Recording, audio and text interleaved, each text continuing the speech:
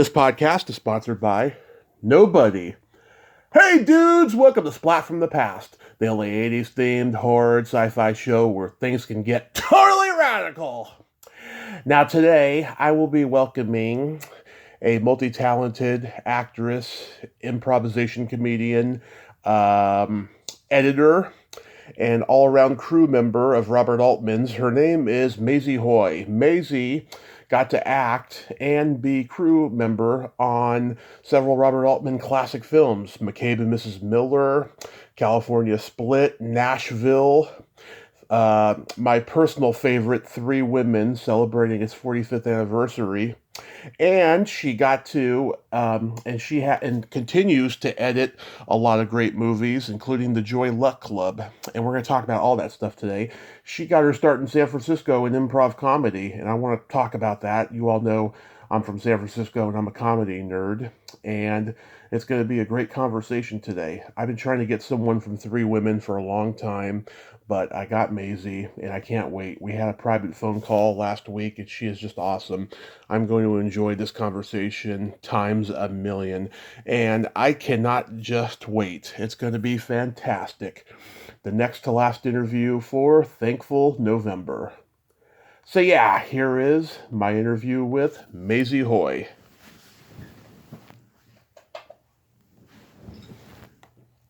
Hey Maysie, welcome to the show. How are you today? I'm great, Tommy. How are you? I am just fantastic. I can't tell you what a great honor this is. Thank you for taking the time today. Oh, you're welcome. For you to really like Three Women, that's really interesting. Oh, thank you. So, going back in time, did you gravitate toward acting early on in your childhood? Yes, as a matter of fact. Somebody asked me how did I decide to get into acting and in this business. I knew very early on, I'd say like 4 years old, that I wanted to do this.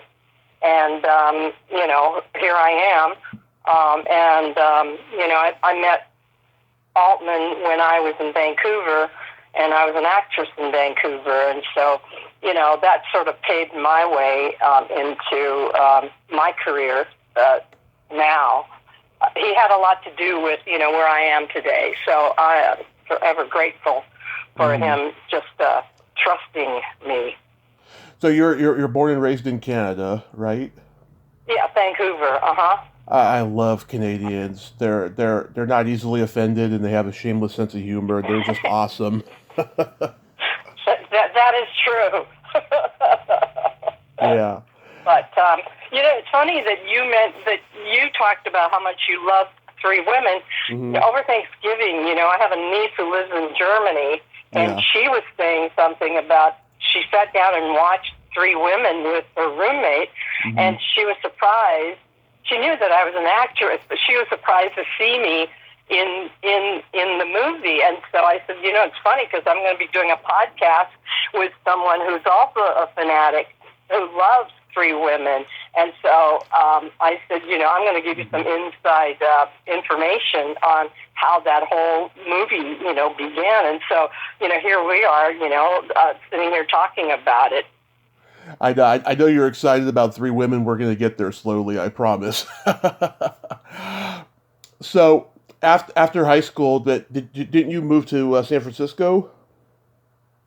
No, actually, after high school, I got involved with a theater program in Vancouver. Oh. I started out in a program for being a dietitian, because, I come from a very conservative, old-school Chinese family, and the idea of being an actress, you might as well say, I'm going to be a prostitute, because, back in the day, and that's what they, actors moved from town to town, so they had no stability at all. Mm-hmm. And so when I got into the Vancouver City College, I was in a cafeteria and I was seeing all these guys, men and women, having so much fun. So I approached them and I said, hey, what class are you guys in? And they go, oh, we're in the theater program.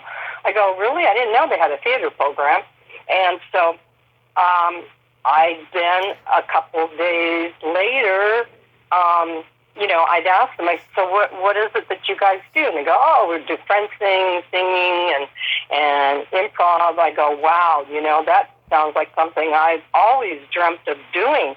And so within a couple of weeks, I went to the counselor, and I said, look, I'd like to transfer into the theater program. And this very English woman looked at me across the desk and said, that's going to be very hard for you. And I go, what do you mean? Because, well, there aren't going to be any parts for someone that looks like you. And I go, well, it doesn't matter. You let me worry about that, and please sign my transfer. And so reluctantly, she signed a piece of paper, and so off I went to the theater program, which was in the basement of this old high school at that time. And I walked in, and I handed my transfer paper over to a man named Anthony Holland, who he was head of the department, and he was trained from the old Vic, Second City, in London. Yeah. And so he kind of looked at me, looked at the paper, and he goes, Miss Hoy, you need to think about a different line of work. I go, why? And he goes, because there aren't going to be any parts for you. So you should think about changing. And I go, I'm not changing. I said, do me a favor. I said, I'll tell you what, you let me in the class, and you don't even have to talk to me. I'll be in the corner, and I'll be watching, and you don't even have to deal with me. And he kind of reluctantly, agreed. And that's how I got into that theater program. And years later, I became very good friends with his ex-wife. And so she told me about what he had said to her when he came home that day.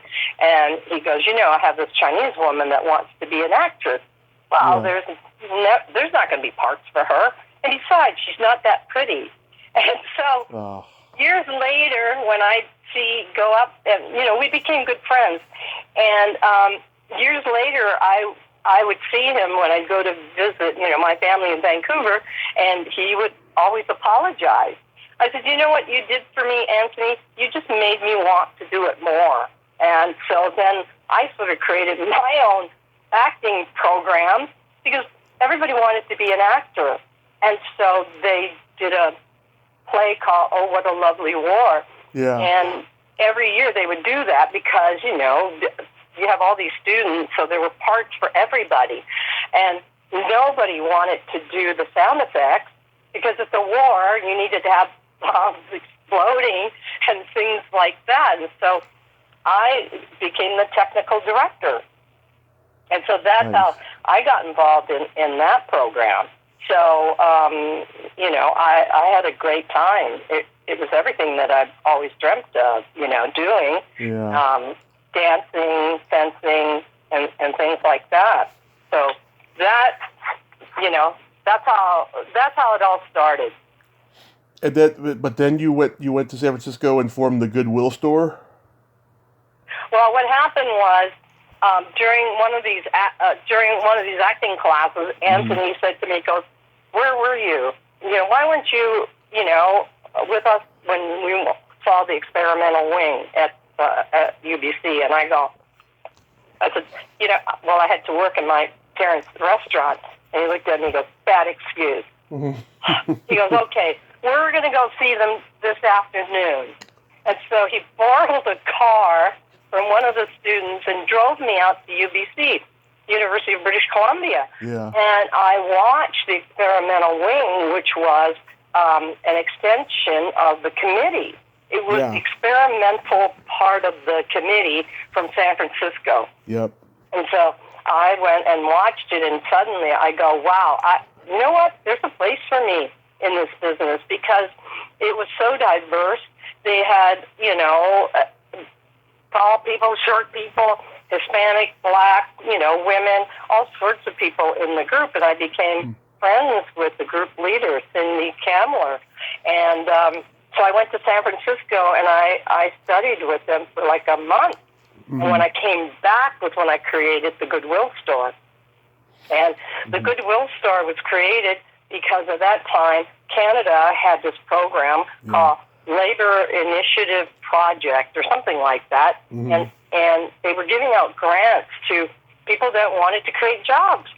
And so I was in the basement of my girlfriend's apartment, and I go, what do you think if I created an improv company? I go, I'd be employing 6 people, 7 people, including myself. And she goes, that's a great idea. Yeah, it was one of those Andy Rooney, Mickey Rooney moments, like, hey, Dad, my dad's got a barn. And so she was really good at writing, proposals. And wouldn't you know it, I got the grant. Oh. Not just for 1 year, it was for 2 years. And so I hired all these kids and, a couple people from my acting program, when I was at college, and so became the Goodwill Store. And part of the thing about the Goodwill Store was, which why I think we got the grant, was that we would tour underprivileged schools, which is one of the 2 schools that I went to in Vancouver's Chinatown, and that we would go to correctional institutes, and if you can believe this, do theater games with inmates, which turned out to be really kind of an interesting, situation, because we're sitting, and we were doing trust exercises and a lot of Viola Spolin's theater games, and so that was the program. And so one day we went to the correctional institution there, and we're sitting around in a circle, and everybody's introducing themselves. They go, I'm Maysie, I'm the director of the Goodwill Store, and then so and so and so and so, and then you get to one of the inmates, and they go, well, I'm Joe so-and-so, and I'm in here for embezzlement. And the other guy is like, I'm George somebody, and I'm in here for rape. And you're going, oh, my God. What did we get ourselves into? Yeah. But everybody got out okay. They were real, exactly. But they were all very receptive, because it was all about trust, and we weren't there to judge them. We were just there to actually fulfill our grant proposal, but also, to kind of reach out to them.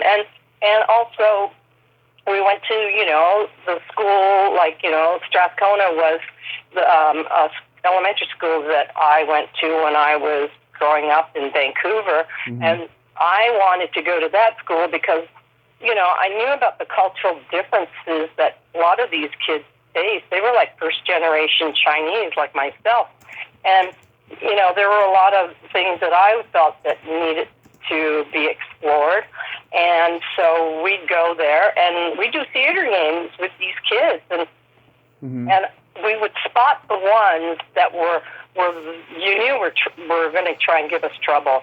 And so we had this exercise where you pass the beanbag around, and somebody would be in the middle, and they'd have their eyes closed, they'd clap their hands, and wherever the beanbag stopped, you had to give nouns, right? So the person would say A and or F, and that person holding the beanbag would have to say 5 nouns, and you could see in the look in this one kid's eyes what he was going to do, because the letter that the person in the middle gave that day was F. Yeah. I could just see it. I could see it. He was going to say fart, right? Right. And so I looked at him, and he said fart, and I go, a noun, you can't say it unless you could touch it. Yeah. And so that kind of broke the ice, right? So then from that point on, we sort of had a really good, relationship with some of the brattiest kids in the class, and they turned out to be some of the smartest ones. And at the end of our 5-week sessions with them, he became like the cop of the class. So if people were misbehaving, he'd be the one that's standing up and telling everybody to shut up and pay attention. So I felt that, our time with the Goodwill Store was really a great time. And during the day, or during the night, we would do performances And it was like lunch hour. Well, first of all, it was lunch hour theater that this director had going. And his idea was, instead of going to the park to eat lunch, he would open the theater and they would do like a one-act play. So within an hour, they could have their lunch and watch a play. And so I said to Ray, I go, listen, I need a place to perform at night. I know your place is dark, so would you mind us, working like Thursday, Friday, and Saturday? And he goes, sure, go ahead. So we had a place to perform. And also, then came an interesting situation because I knew Tommy Chong. Oh. Know him personally at the time. I've had Tommy on the podcast. Yep. And so I knew Tommy. I heard about Tommy, and his father owned a strip club. Mm-hmm. And so at the time, I don't know what made me do it, but I called him up and I go, hey Tommy, I said, this is Maysie Hoy. I have an improv company and I need a place to rehearse during the daytime, and I know your dad's club is dark during that time. Would you be willing to let me rehearse my company there, maybe 3 or 4 days out of the week? And he said yes. And so that's how I met Tommy. And what Tommy did was then he and Cheech, at that time, Cheech was a draft dodger. Mm-hmm. And so he was working at the club at night. And what they did was they took sketches from Second City and the committee and turned them into kind of a burlesque skits. Mm-hmm. And, because you'd have naked women up there while they were doing their thing. And so that's how Tommy and I became friends. And he got very interested in the techniques that we were using. And I told him about Viola Spolin, and he went and bought that book. And that's sort of the beginning of the Cheech and Chong, getting together. So then later on, I met him on an airplane when they became famous, right? And we sat and talked all the way to New York. And he told me, how influential that book was. And actually, meeting me and having, watched, how I directed my company. So that's how that happened. And then after a while, when the grant ran out, I looked at my friend, and during that time, Robert Altman was in town doing McCabe Mrs. Miller. Right. And I knew this guy who there was AFTRA, but he had decided that he would have a book of actors, and I happened to be in that book. And Graham Clifford at that time, who now is a director. Francis, one of my favorite movies. Yep. Yep. Sorry. I mean, another classic, Yeah. And so he saw my picture and said, look, Bob's going to be in town in a couple weeks, and I want you to meet him. And so that's how Graham and I became friends. Was I met him while he was a casting director. And then when Bob came into town, Graham gave him my picture, and I got an interview with Bob. And when I went up there to meet him at Cypress Bowl, he was laying around on a couch because he wasn't feeling well, right? Right. And so I walked into the door, and he looked at me and goes, I don't stand up for whores. And then I knew I got the job. There's a famous story out there that Altman and Beatty didn't get along, and there was a day where Altman said to Beatty, "You direct this thing," and Beatty proceeded to direct the movie, but there was no film in the camera. Were you there? Well, I wasn't there on that occasion, but the other story is that Bob will give you 3 takes, right? But he's got 3 cameras rolling. And so, Warren didn't understand, a lot of, Bob's process. And this idea of talking to himself was one of them. Mm-hmm. And he kind of resisted, but then later on, he kind of did what Bob wanted him to do. And then this sort of the second last day that we were up there, and it was really snowing and it was cold, and so Bob, gave Warren 3 takes and said, "Okay, that's the wrap, Tommy." And Warren goes, "Bob, can I just have one more take?" And he goes, "Okay, let's go again." So 1 more take. Warren wasn't happy. He goes, "You know what? I just want to try something else. Can I have another take?" And so this went on for like about 5 or 6 takes. Mm-hmm. Finally, Bob said to Warren, he goes, "I'll tell you what, Warren, I'm gonna leave, and you could stay and do as many takes as you want, because Tommy and the crew's going to stay, and you could work with them." And so Bob got into his car and left. Yeah. And 26 takes later, they called it a wrap. So that was a story that actually Bob related to us. Yeah. Similar to him directing, with no film in the camera. Yeah. That's brilliant. I talked to Gord Robertson, who later went on to become a Muppet performer. He was in McCabe and Mrs. Miller, and he told me he had a great experience on the movie. Yeah, I mean, there's some prestigious Canadian actors in the movie. Linda Sorensen, who I was supposed to have on here last year, and she never came through. Wayne Robson, who's no longer with us. He was in a couple Altman movies. Yep.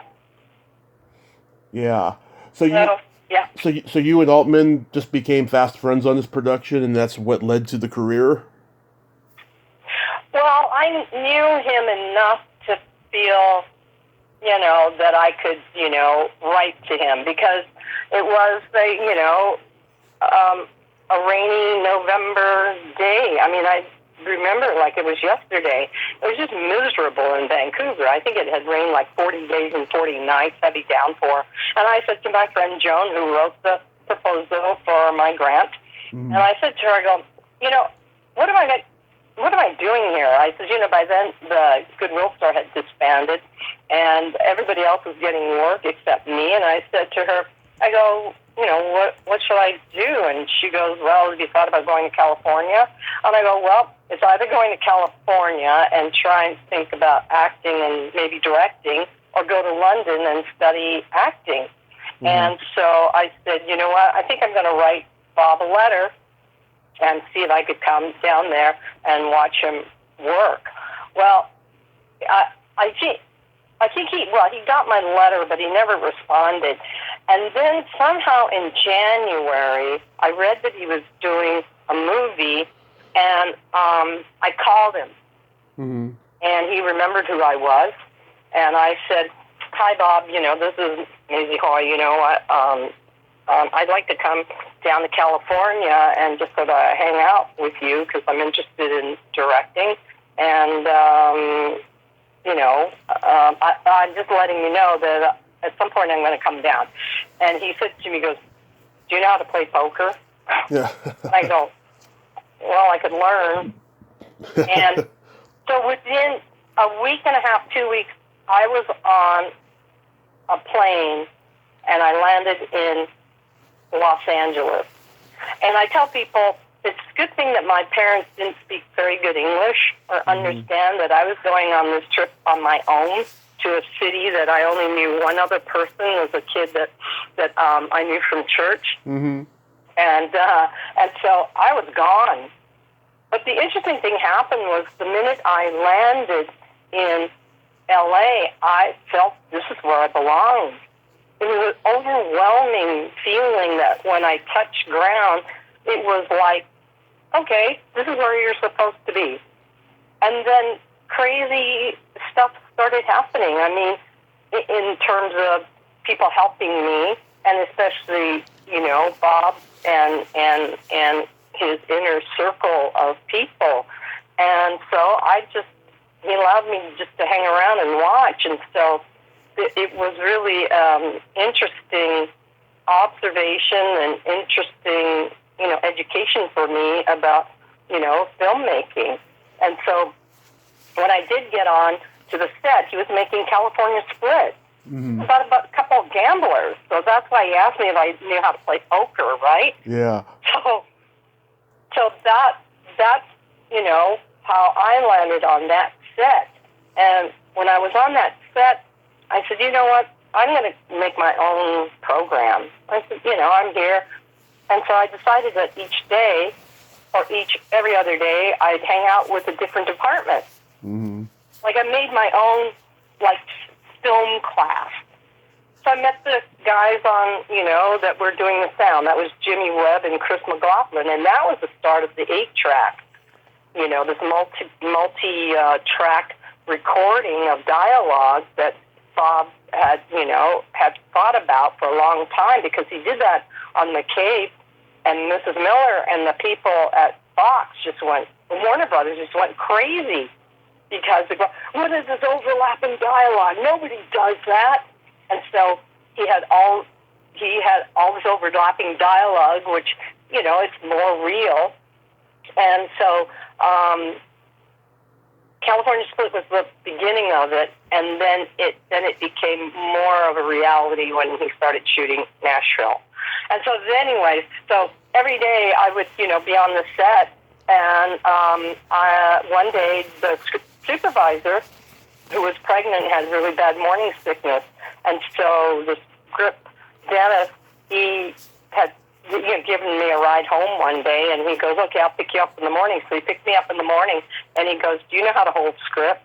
And I go, yeah, I kind of did it in, we had sort of a course in video taping in college, and so we got on the set, and he goes up to Alan Rudolph, who was a second AD at the time. He goes, Alan, I got somebody to substitute for Carol. Carol's got bad morning sickness, and Maisie's going to hold script. And so Alan goes over. He didn't even say, can you do it? He just went over and gave me the book and says, here, here's the stopwatch. Okay? Yeah. And you know what? I knew how to time a scene. I knew, even with the help of the guys on the set, they kind of looked at me, and they knew me, because I'd hang around. I'd been there for over a week, and so the different departments would tell me what to do. So, okay, camera would say, all right, I'm going to tell you this is what you got to ask. Goes, you got to ask me what lens that we're using, and then you're going to time the shot, and then you're going to go over to sound, and sound's going to give you the sound roll. So Bill's taking all these notes. And so that's how, I, started really, catching Bob's eye, because he looked at me and goes, you know what, you really do this well. And so, I thanked him, and off I went, and I stayed, I was on the set for the entire shoot, and I met a wardrobe man named Huey. And Huey was an interesting character, because he was the wardrobe man to Fred Astaire and Robert Wagner. Nice. He was major old school. He'd come to work in a fedora and a three-piece suit. He must nice. 65 or 70 at that time. And so he and I became friends, and I'd stick around, be next to him, and he'd say to me, so, okay, here's what you're going to do. When they say wardrobe, because he wasn't going to run to get the wardrobe, okay? He said to me, he goes, when they say wardrobe, you run up to the first AD, Tommy Thompson or Alan Rudolph, and you ask them, what do you need? And then they'll tell you, then you run to the trailer, and you come back with what they need, and that's what you do, okay? And so that's what I did through the rest of the shoot. And that's when I kind of met Scotty Bushnell. And she was in charge of the costume design and things like that. And at that time, I didn't know that Scotty didn't like anybody. I mean, that was a given. Everybody knew that. That wasn't some big secret. But, I knew this woman, and she wasn't very talkative, and I didn't care. I wasn't going to go up to her and try and chat it up with her. Yeah. And so she kind of took notice of what I was doing, and that was when Huey said, yeah, because you want to make friends with her, okay, because she's a producer. And so then, we kind of became friends because I never asked her how her day was going. I didn't say good morning to her, and, because she was always thinking about something, and so I didn't want to, intrude in her space. And so that's how I became a roommate of Scotty Bushnell. How was that experience? Roommate, like 2 years. How was that? Yeah. Really interesting because she and I got along really well, and I could tell when she liked somebody or she didn't like somebody. Yeah. And I, and I kind of knew, she would kind of confide in me why she didn't like somebody, but I could just see when the radar would go up, like, uh-oh, that person's in trouble. Yeah. They're talking too much. Or they're in trouble. They asked her how her day was. Yeah. So yeah, I think that Nashville is Altman's magnum opus, and I've talked to Ronnie about it. What did you think of this idea when you first found out about it? Well, it was interesting because to me it was where Joan Tewksbury became the writer, and I knew Joan because she was the script supervisor on McCabe. So then it was kind of interesting when I heard that they were going to Nashville and they were doing this project, and at that time I was still, I had kind of worked on California Split. In fact, Bob put me in the show. And then, I was, just to digress for a second, I was probably the second person that Jeff Goldblum met when he came to Los Angeles. Oh. Because Jeff was cast in California Split. Right. That was his first movie. And so I was there when Jeff got out of the car, and I, said hello to him, and we chatted it a little bit. But, back then, Jeff was not much of a talker. And, we stood around and watched, what they were shooting. I think it was the basketball game. And that's how I met Jeff and became friends with him. And then off we went to Nashville. And it was kind of curious because Bob found out that, Scotty found out that I could sew. So I became her PA in the wardrobe department. And Alan Heifel was the costume designer, and Scotty was as well. And so she took me to Nashville. The three of us went shopping, in Nashville for wardrobe, and it was fascinating because if you think that the costumes that these country western singers are wearing are kind of outlandish, I mean, the general public, the suits those guys were wearing were totally interesting. Checkered stripe pattern, and then the pockets were polka dot. Well, I mean, you can't recreate that. And so that's, how I got involved, in Nashville. And things that happened on that show was, when Ronnie gets off the airplane, right, and the band strikes up, and it was just happenstance that the American airplane taxied behind it. That was just an accident. I mean, all these things that happened were an accident, but they were very symbolic, to the movie. And let me see. And I continued to work, in the wardrobe, with Scotty. And there was a time when Scotty was kind of fed up with some of the cast. And so when we were at the Parthenon, it was like the last big day of shoot. And, she said, okay, I want you to go tell those actors if they don't show up on set in the next 10 minutes, they're not going to be in the shot. And I said, okay. So I knocked on all the doors, right? I go, okay, you guys, listen up. If you guys aren't out here in 10 minutes, you're not going to be in the shot. you've never seen a bunch of people move so fast in your life, right? Yeah. You sit back and watch, right, what was happening. And so, and then when Ronnie got, that scene where she gets shot, they did it a couple of takes, but they had like 3 dresses, and so I fixed the first dress, take the stains out of the blood pack, and then I reconstructed it, and that was where my sewing came in. I reconstructed it and put like a white panel that looked like it was just part of the dress, and so that was, part of my job while I was, working there, and we did. Yeah, it was a lot of fun. I had a lot of fun, in Nashville. And then from that, I think we went on to do Buffalo Bill after that. Yeah. Did you get a feeling that there was instant electricity in the air when Ronnie sang Dues for the first time on set? It was unbelievable. You could feel the entire audience go. It was like a feeling you get when you're in a screening and the movie opens and you could just feel the entire audience was behind her. And so when she started singing, everybody just kind of like, they were speechless. Yeah, it was just... she just commanded. She had this presence about her. Yeah. There was this vulnerability that she had that I thought she was amazing. And to think that was her first movie, I think. Yeah, and... Yeah, I mean, it still holds up, and her performance still holds up in that scene, too, It's just...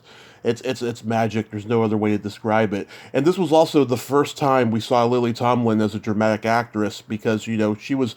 Everyone knew her from comedy, of course, but, I think she had only done drama on stage by that point. Right.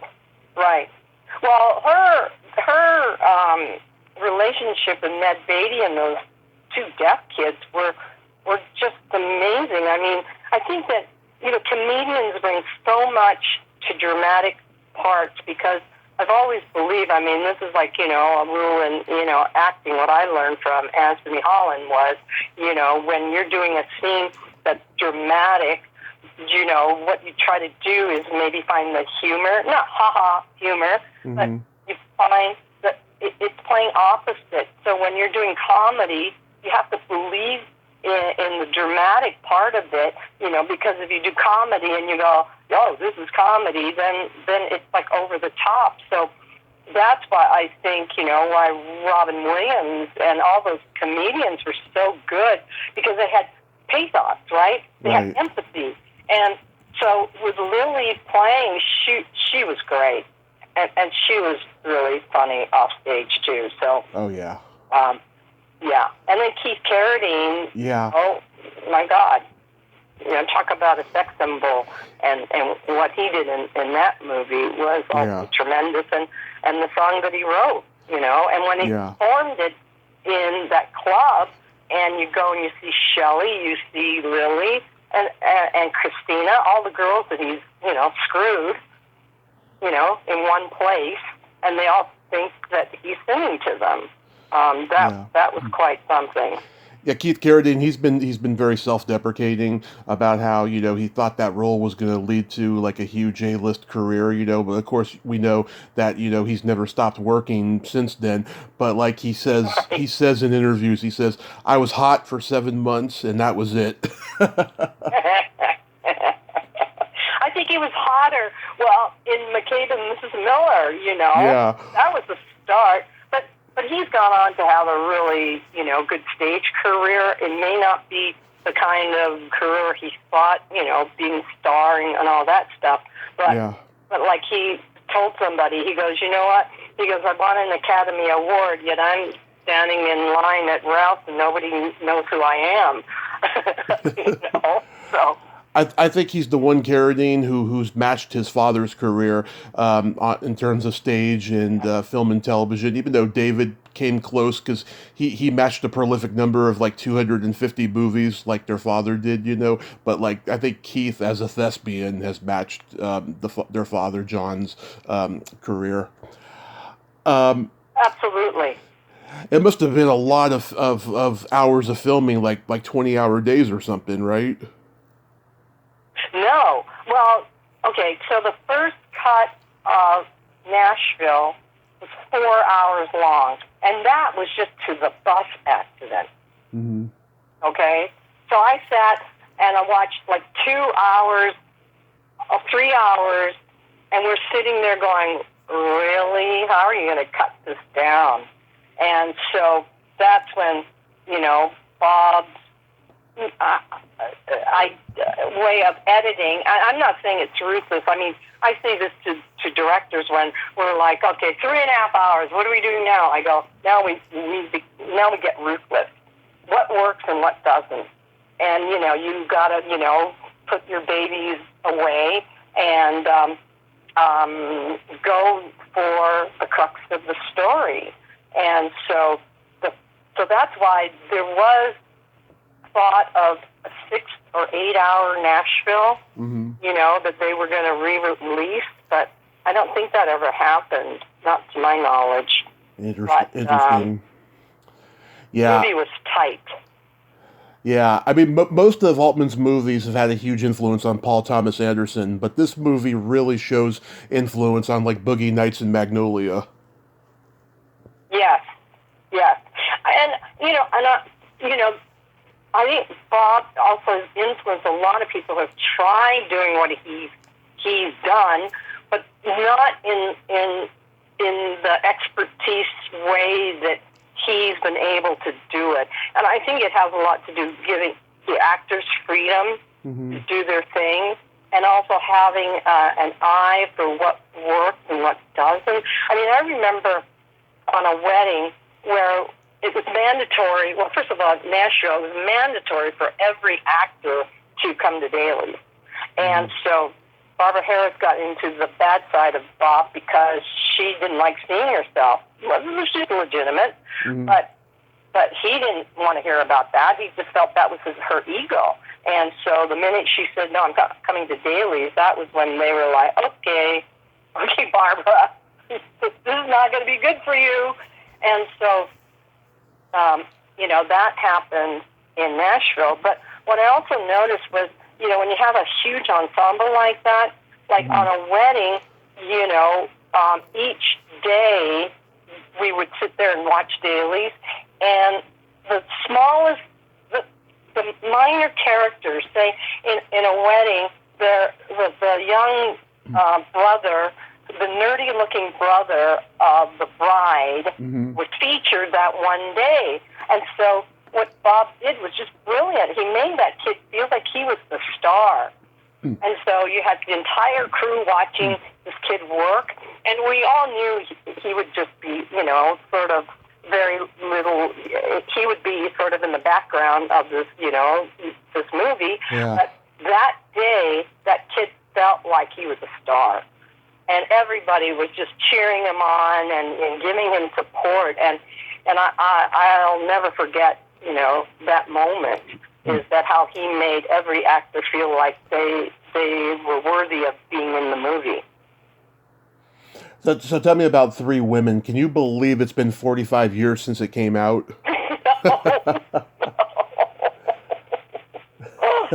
Oh my God, that's when the dinosaurs walked the earth, man, and when we were still working on film. Oh my God. Well, here's the interesting story that nobody knows.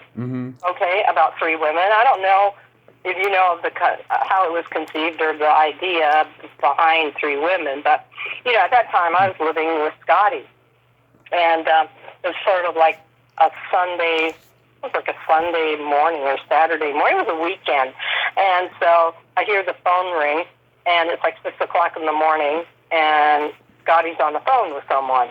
And so she's, then I got up like a couple hours later and, took my shower, went out She's still on the phone. Mm-hmm. And so she hangs up, and I go, she looked at me and she goes, that was Bob.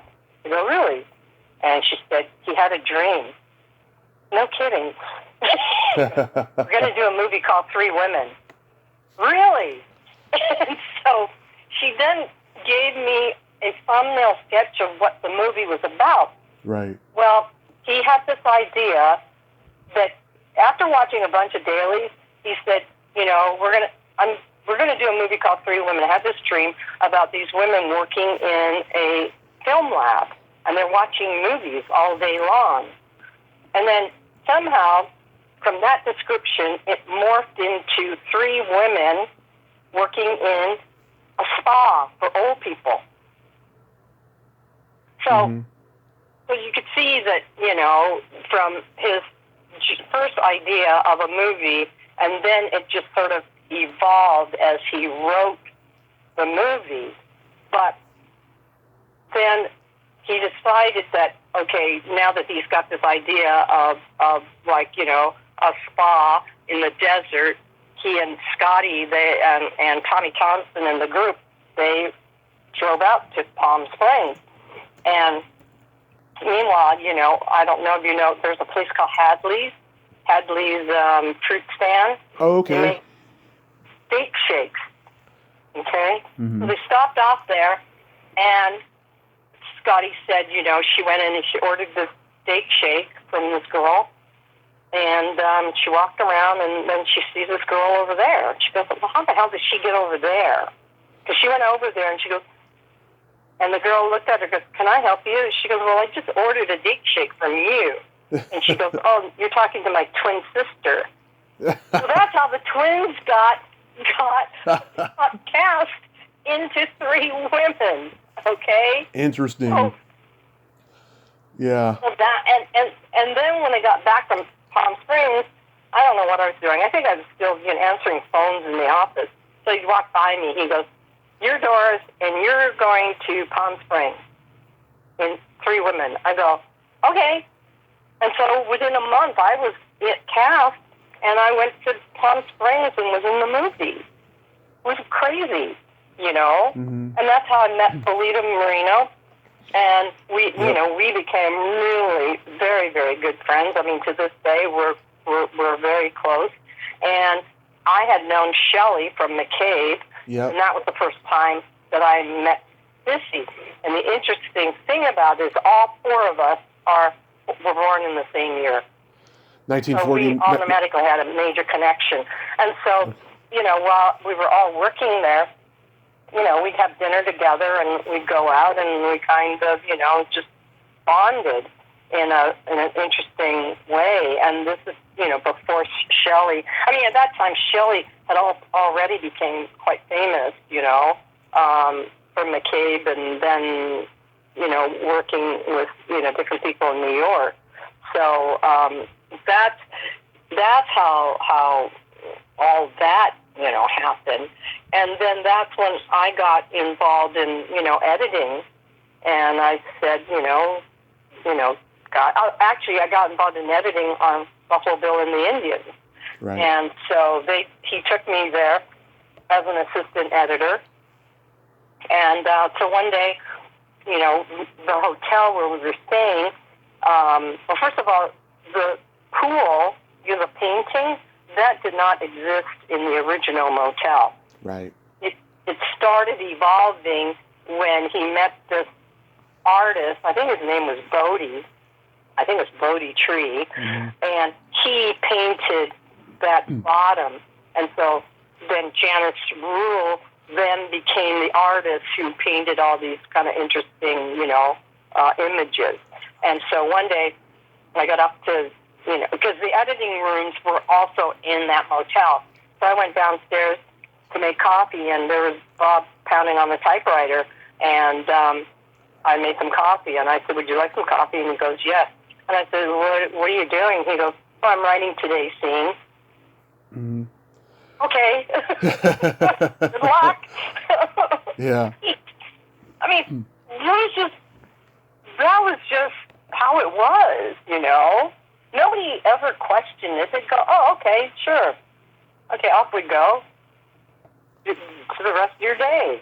And so that's where that all evolved. And I'm trying to think of, how the composer got involved because he had met Gerald in New York, and Gerald had done some experimental theater, and he liked his music, and so that's how the composer was hired.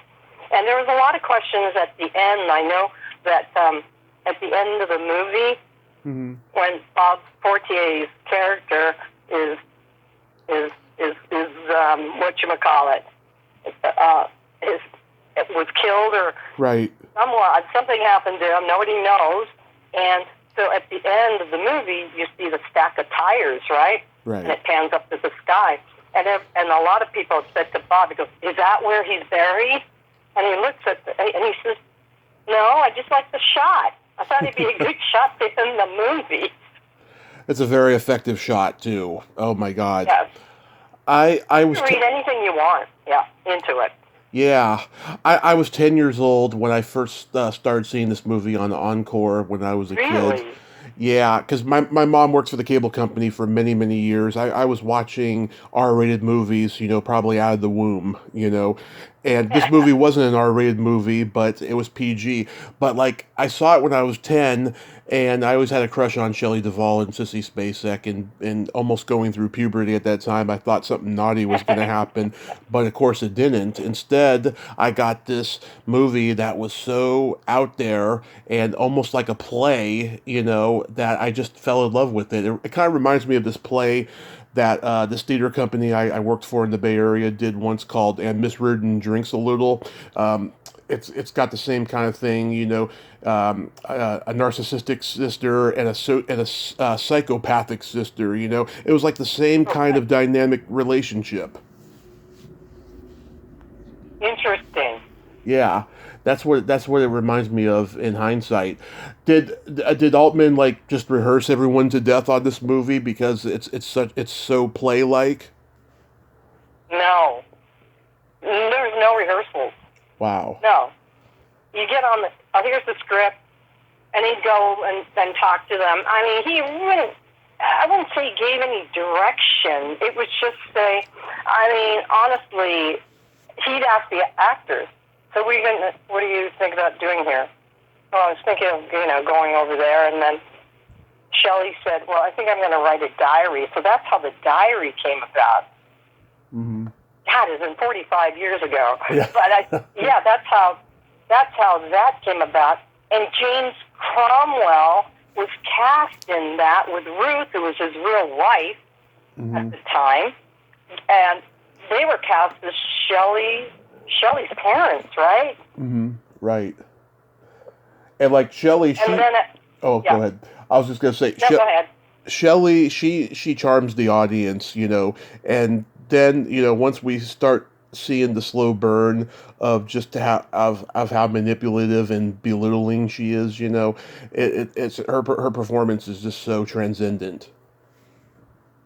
Well, it's so amazing because the thing about Shelley is that, she's never had any training. Mm-hmm. But there's just a spot in Shelley that she can identify with, and that's why I identify with the part that, Bob has cast her in. And Bob is just like an expert in, I wouldn't say typecasting, but he has the sixth sense of what an actor can deliver for him. Mm-hmm. And I think part of the genius of his work is that he allowed the actors to bring themselves to the work. And so, and that was when Jessica,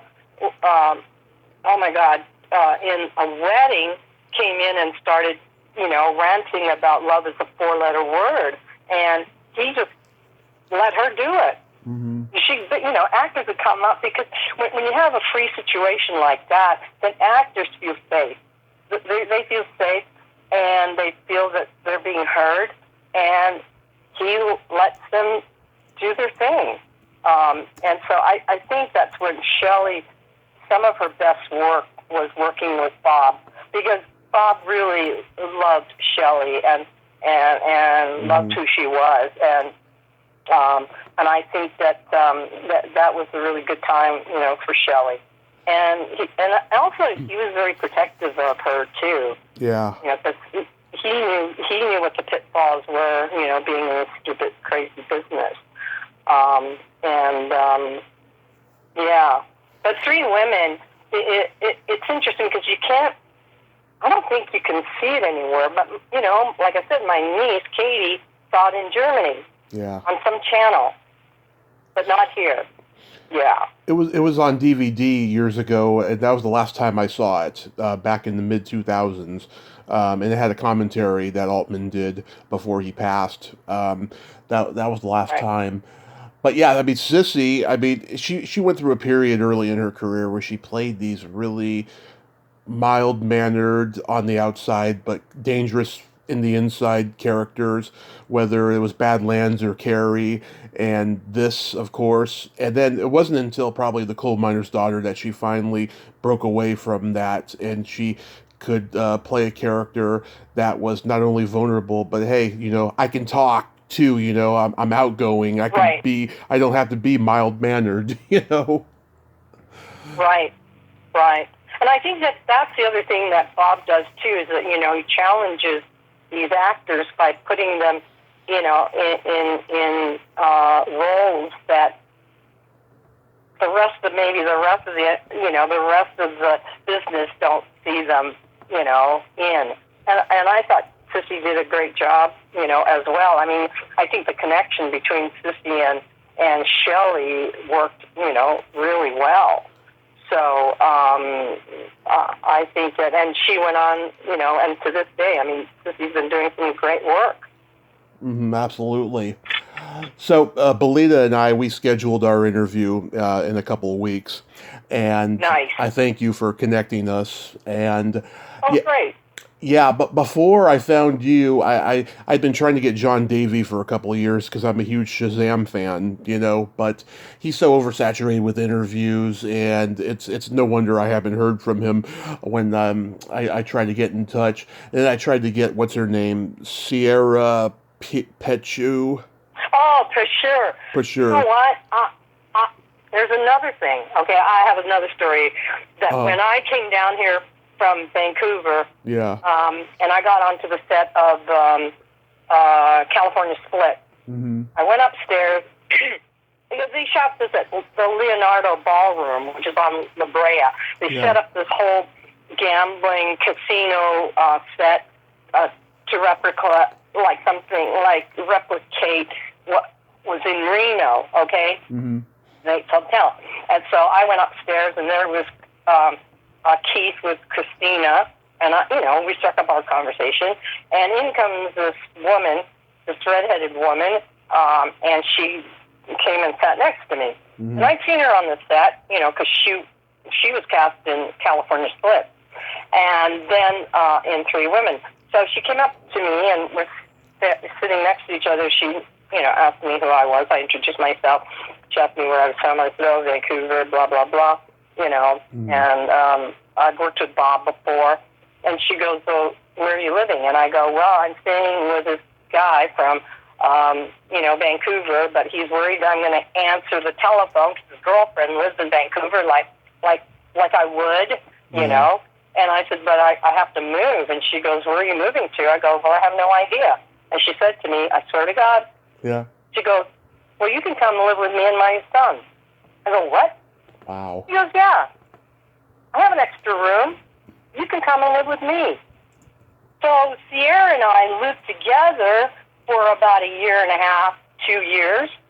And we've sort of kept in touch because we're still friends on Facebook. So let me reach out to her for you, okay? So that'll be the connection to see how everything is sort of, one thing leads to another.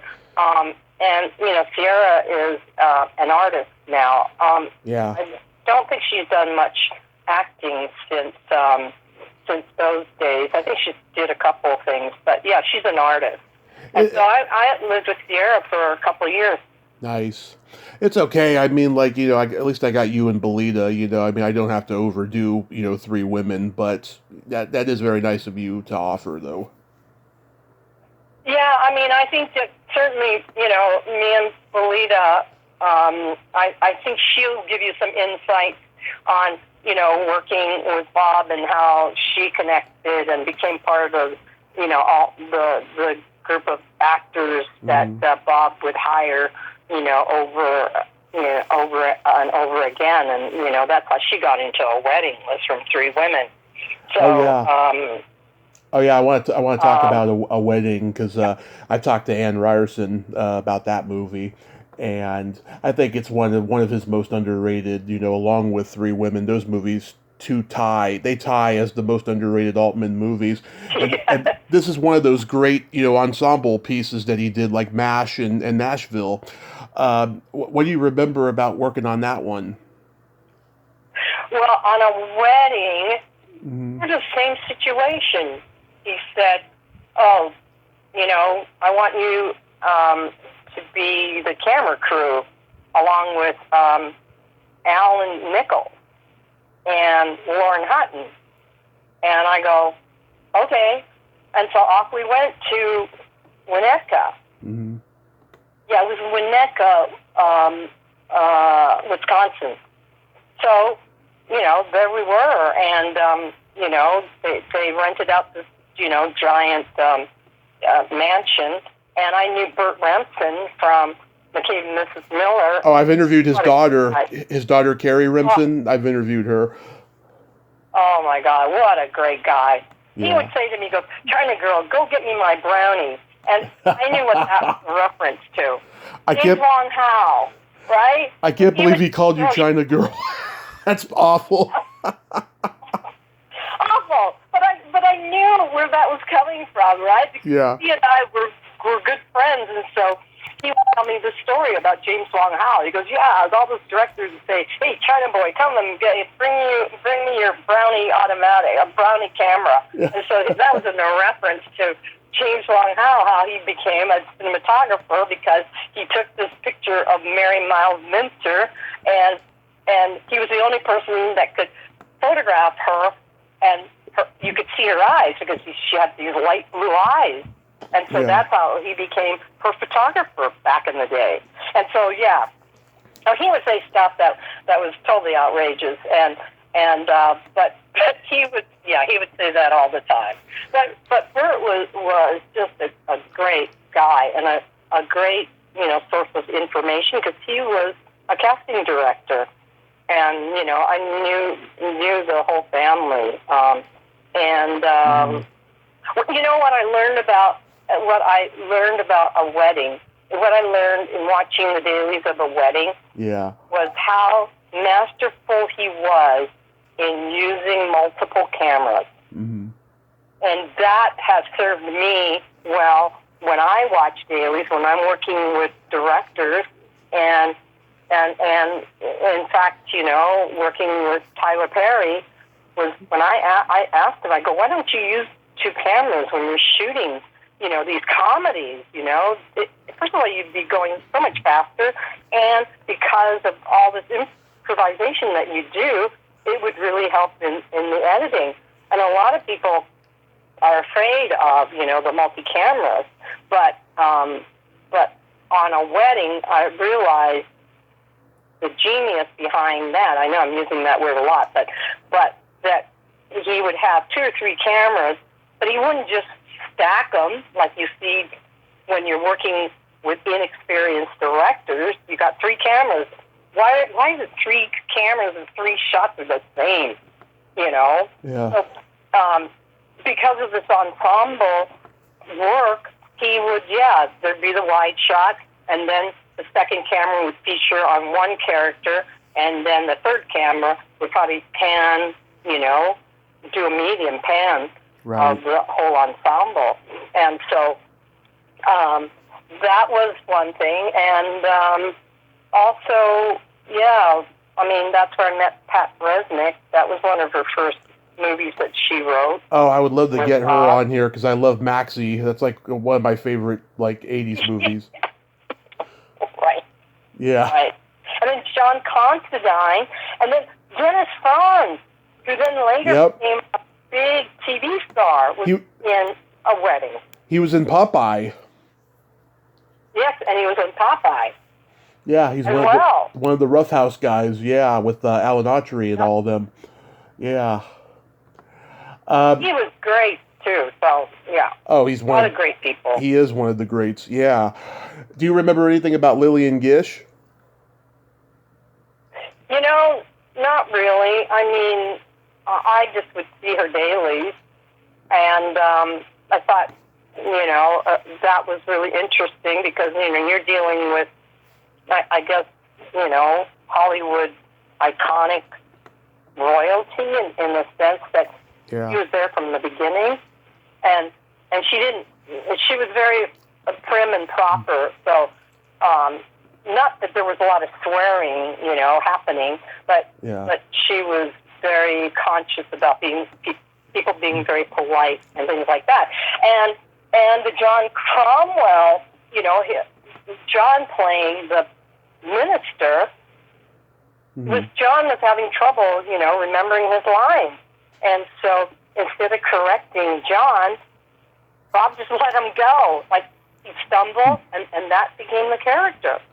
Is that this minister couldn't remember his lines, or he didn't remember what he was saying. So that was, interesting. And then meeting Mia Farrow was also, quite interesting because that was the first time I met Sue. The woman that's married to Woody now. Oh, Soon Yi. Yes. Mm-hmm. That's when I met her. She was like 8 years old at that time. And all of, Mia's, kids.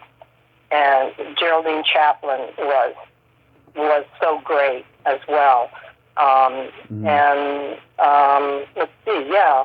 And Lauren was great as well. And,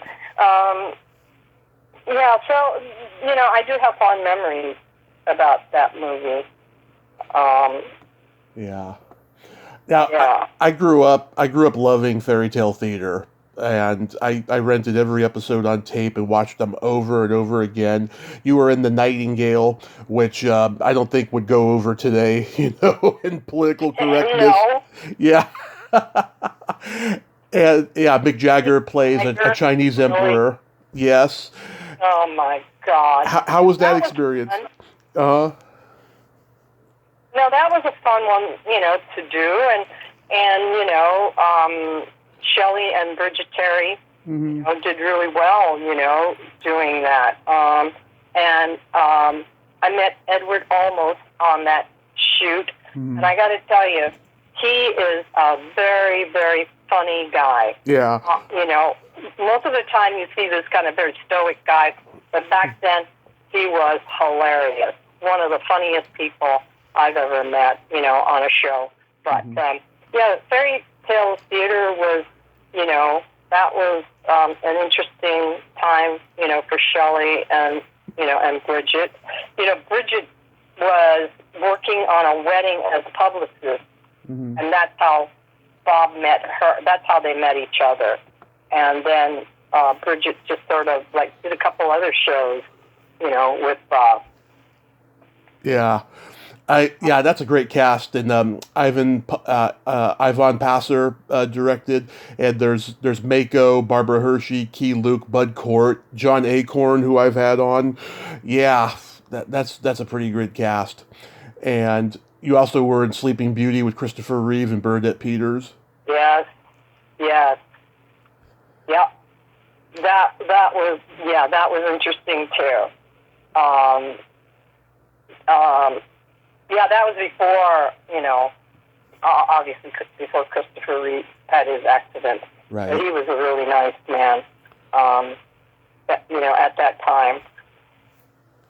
Yeah, Shelley's costume Yeah. in that episode was lost for many years, but I read that some fans tracked it down and actually sent it to her in the last couple of years. Oh, that's really super. That's super. Yeah, I feel really sad about what's happening, with Shelley. Yeah. And, at the bottom of it, she was just a really nice and nice person. Yeah. So. Yeah. Gee, what else? Oh, so the other thing about, I guess I'll jump ahead. Go ahead. Later. Mm-hmm. Because I had started back to work.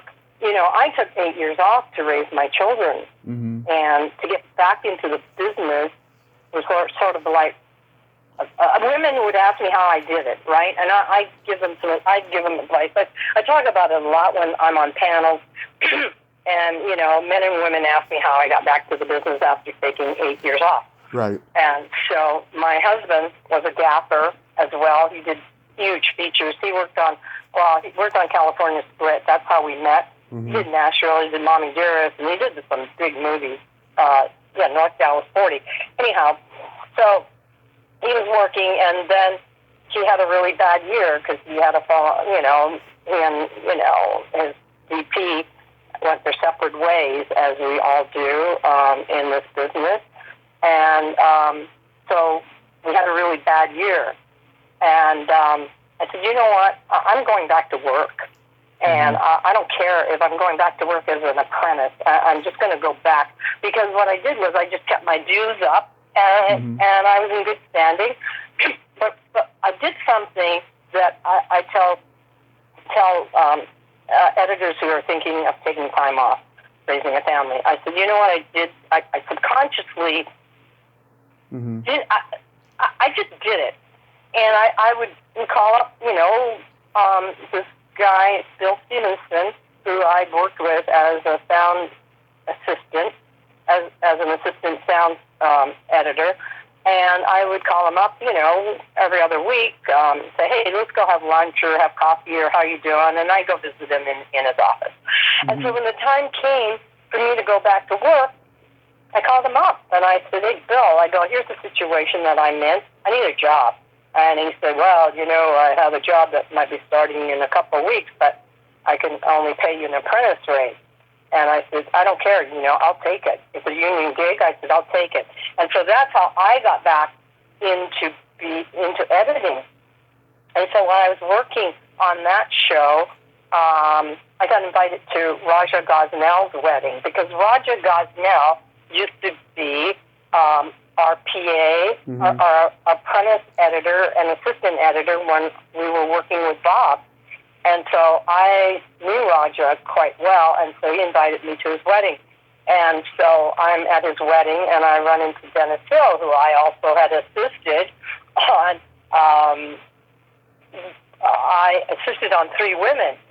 And so where else would 2 editors be standing? Where else would two editors be but at a bar? And so we're standing there, and he looked at me and goes, hey, I hear you're getting back in the business. I go, yeah, why? Do you have a job for me? And he goes, yeah, as a matter of fact. I go, really? And he goes, yeah, I'm starting a movie called Major League. Oh, yes. And so that's how I got back. To make a long story short, I got on Major League, and then after that, I met this editor. Well, after Major League, Dennis was offered another job, and this job fell through. But in the meantime, I made friends with the post-production supervisor at that time. Her name was Gloria Clark, and she was starting a movie, and she was a post-supervisor on that movie. And I went to her house and helped her with equipment list and so on and so. I was just doing my job. And so she called me up after that movie fell apart, and she goes, I have this friend, and he's looking for an assistant. And I go, yeah, I'd be interested. And so Danny Green phoned me, and he hired me over the phone to be his first assistant because he was doing a recut of a movie. And talk about coincidence, Danny Green, first of all, cut MASH. And so he knew Bob So I guess that, knowing that I'd worked with Bob, that gave me a leg up to the job. And so I started working with Danny, and it was interesting because, Danny being an old-time editor, he would like to go to lunch and then have 2 martinis and a glass of white wine. And so get back to the cutting room, to take a nap. And so when that was happening, he and I were quite in sync when it came to cutting a scene. This was working on a moviola. On a chem. And so he would say to me, he goes, at this point I need a close-up on this actor. Okay, and I sit and I find it and I cut it and I give it to him. And so this went on most of the day, and I would say 99% of the time it was the correct take that he wanted. Yeah. And so we'd come back from lunch, and he'd take a nap. And I go, okay, great. What am I doing? Sitting here, reading the script for the 10th time. And I said to him one day, before he drifted off into nap time, I said, hey, Danny, would you mind if I work on that scene, that we were working on this morning? And he goes, knock yourself out, darling. And I go, okay. So I'd sit there while he was taking his nap. I'd work on the scene. And then at 5 o'clock, 5:30, I'd wake him up. I go, hey, Danny, listen, it's time to go home. But would you mind looking at the scene that I was working on? And he'd look at it. And he would never say, well, why'd you do that? Or that was a, bad idea. Or he would just sort of look at the scene. And then he'd delete a shot. And then put it together. And then go, okay, let's go home. I go, it was okay? And he goes, yes. Then the next day, the same thing would happen. He would drift off into nap time, and I'd ask him if I could work on a scene. And so I'd work on a scene, and then he'd look at it, and he'd say, well, what's wrong with it? I said, I don't know. I said, does it work for you? He goes, yeah, it works. So in that process, I had my own editing teacher, mentor. He also cut Blazing Saddles, so he had a huge resume of cutting comedy and from old school cutting on a moviola, and so I learned a lot from him. And the biggest thing that he taught me, he goes, what we do, almost anybody can sit in that chair and cut away. He goes, but the most important thing, that 85% of what we do is politics, is how you get along with the people that are in charge. And the most important thing on any show, when you start, you find out who those people are and who your allies are. And I go, okay, that is something that I've carried, with me whenever I start a show. And but once again, I owe my career to Danny, because after that movie, he got a movie called There Goes My Baby with this interesting, eccentric director named Floyd Mutrux. And so at that time, Danny had already moved on, and I continued to work with Jonathan Crane, who was John Travolta's manager. And at that time, Jonathan was going to exploit, people that wanted to move up. And so I was at the right time in the right place, and I stayed on to work on a couple more movies with that company. And so Danny got this call and said, okay, I'm going to be, working on this movie called There Goes My Baby. I want you to be my first assistant. And I said to him, I'm not doing it. I said, hey, thanks for the offer, but I've moved up I'm editing now, and I don't want to move back down as a first assistant. And he said to me, he goes, hey, don't worry. He goes, because, the way Floyd works is that after we finish shooting, production is over, he always hires a second editor. And I said, listen, Danny, I said, you have to promise me that that's what you're going to do. Because if if you don't do that, I said, I'll quit. I'll leave. And he goes, hey, don't worry, darling. He goes, you have the job. And besides that, you have to train his girlfriend who's going to be your apprentice. Goodbye. So I go, thanks. And so I started working on that show, and, I got to hand it to, Floyd was a very interesting man. I've heard. So when I... Go ahead. Pardon me? I said I've heard how interesting he is. Well, yeah, he's still around, and we wound up having a really good relationship after we kind of set some parameters. But he would sit in while we were watching dailies back in the days, and there were like 4 producers on that job. Robert Shapiro, Barry. Oh my God, he was an Englishman that worked for Orion, and Jack Rowe was the production manager. And those 3 guys would sit there at dailies and watch it along with, Floyd, Danny and I, and whoever else was, wanted to watch.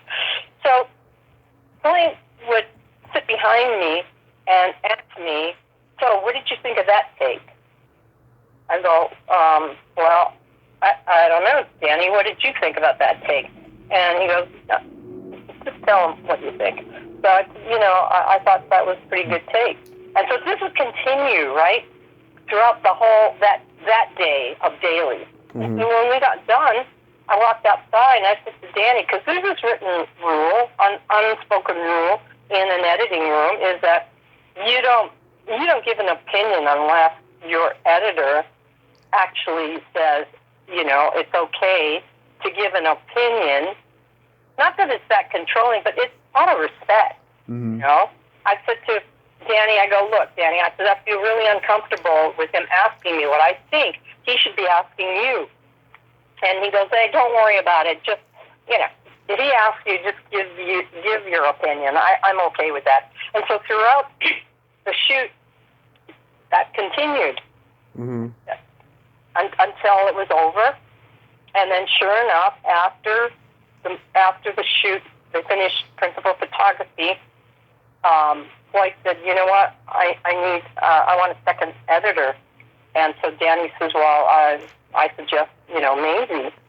And I got the job as a second editor. Nice. And I think that a lot of it was because I got along with Floyd, even though he was a little eccentric. If one of those 3 guys sitting behind me, the 3 producers, if one of them said, no, she's not qualified, we don't like her, I never would have gotten that promotion. Wow. And so because they all said, I think they all said, yeah, she's great. And that's how I moved up as a second editor.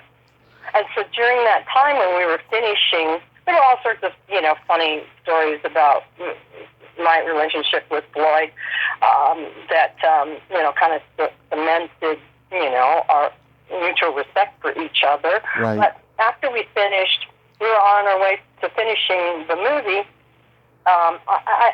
Scotty called me, because I kept up with my relationship with Scotty. She and I would have, dinner every other month or so and chat on the phone. And I knew Bob was, shooting a movie called The Player, and he had this editor named Geraldine Peroni. And so I get the phone call from Scotty. She goes, hey, listen, I know, she goes, I want you to come in and talk to Bob about, being the second editor. I go, really? And I said, well, I'll be done with this thing probably within a week or 2. And she goes, that's perfect. So 2 weeks later, I go and I meet with Bob. And Bob said to me, he goes, look, I have this scene that was shot. It's the museum scene, the entrance, and I'm not quite sure what to do with it. Mm-hmm. I got like 35,000 feet of dailies, but I want you to take a look at it and tell me what you think. So I go to his office in Santa Monica, and I walk into that screening room, and all through that 2 or 3 hours of watching 30,000 feet of dailies, I'm saying to myself, I know what's going to happen. When I finish watching the dailies, he's going to ask me what I think. Yeah. Now, what the hell am I going to tell him? I don't know, right? So sure enough,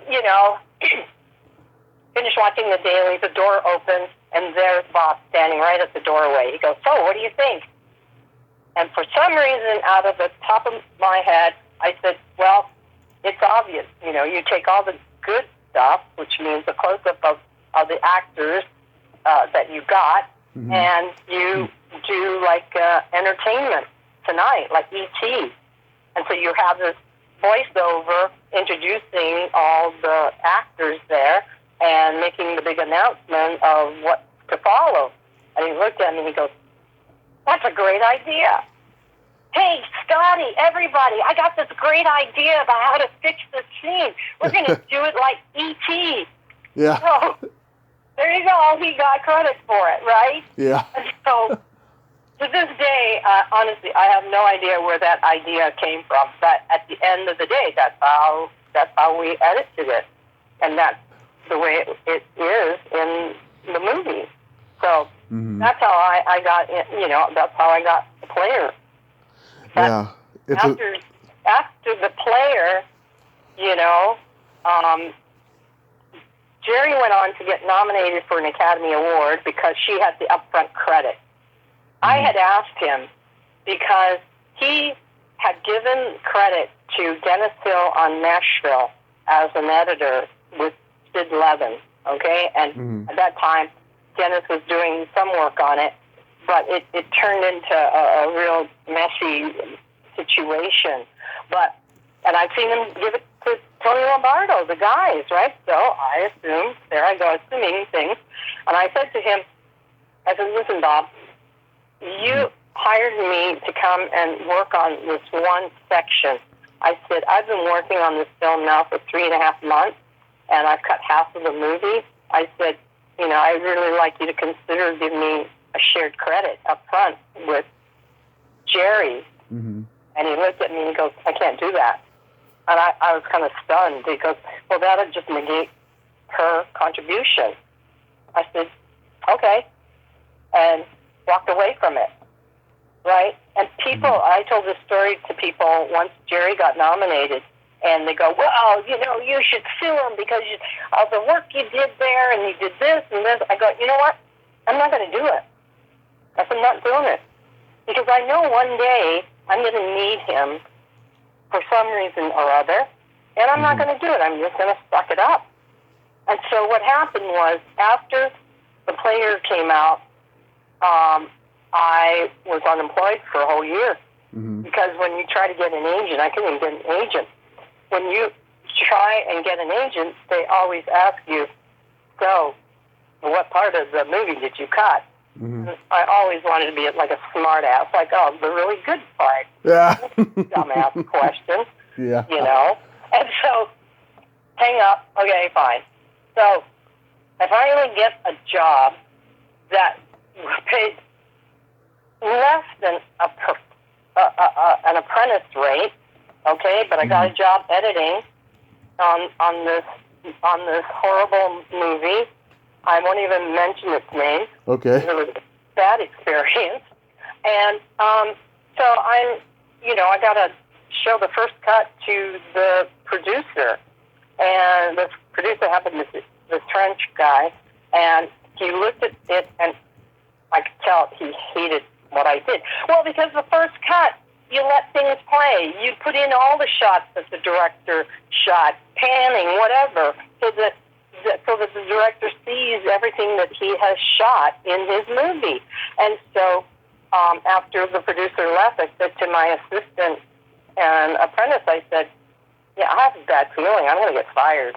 And they go, nah, you're just, nervous because it's the first time you showed this to producers. I go, no, I'm telling you. I go, I have this bad feeling. And so it was Christmas vacation. It took 2 weeks off. Mm-hmm. But I would, sneak into the office and work on the cut. And then, of course, it was like the first week of January, the production manager came in at 3 o'clock in the afternoon. He had this look on his face. I go, what's going on, John? And he goes, they're letting you go. And I go, really? I said, and they're hiring the trailer editor? He goes, how did you know? I said, because it happened to somebody that I knew, that they handed the entire movie to the trailer editor, and the trailer editor had the balls to go and recut my work. And he goes, that's true. And I go, well, this is really shitty. So I go home, and my husband, looks at me, and I look at him, I go, listen. I said, and he's sitting there watching football or something. I walk in, and I said, you know what? I haven't worked in a whole year. When the fuck am I going to get another job? And he says, you know what? If you've been in this business long enough, all it means is something bigger and better is going to come your way. And the telephone overlapped his last words, and it was the Joy Luck Club. True story. I was forced to read the Joy Luck Club when I was in junior college, and I hated it. I couldn't stand it, and I wrote a smart ass book report on it, where I was just like, oh, it's got 12 chapters. It's a masterpiece in its own right, and all this shit. Everyone was laughing at me. Yeah. That was funny because that movie obviously changed my life, and so the capper of the story, the punchline of the story was I went and I met Wayne. Patrick Markey said to me, he was a producer. He called me and he goes, "Hey, this is Patrick Markey from the Joy Luck Club. How you doing?" I go, "Fine." Yeah. Basic attitude, pissed off attitude. I go, "Fine." And he goes, "So, what? First of all," he goes, "why aren't you working on this movie? You worked with Robert Altman. You did the player. You're Chinese. You're a woman. You're an editor." I said, "Why don't you ask Wayne that question?" And he goes, "So, all right, fine. Well, are you available to come up to meet him?" And I started laughing. And he goes, "What's so funny?" I said, "I just got fired off a job." And he said to me, he goes, "You didn't say that." I go, "Yes, I did, because I thought it was a joke." So I go up there and I meet Wayne, come back down, and, it was Disney. Disney was the producing company of the show, Hollywood Pictures. And so they had my reference. Bob was my only reference at that time. And so I called up Jim, Bob's assistant. I go, "Hey, listen, here's what's going to happen." I said, "There's going to be people from a show called the Joy Luck Club calling you, asking Bob to give a reference, for me." And he goes, "He's already on the phone." I go, "Well, what's he saying?" He goes, "Well, he's singing your praises." I go, "Fabulous." So that's why I didn't do what people had told me I should do, because I knew that was what I needed from him. Even shitty as he was, not giving me that upfront credit. I mean, if I had done the other thing, I never would have gotten the Joy Luck Club, because he's not a guy that he holds grudges. Yeah. He would have said something like, she's a troublemaker. You don't want her.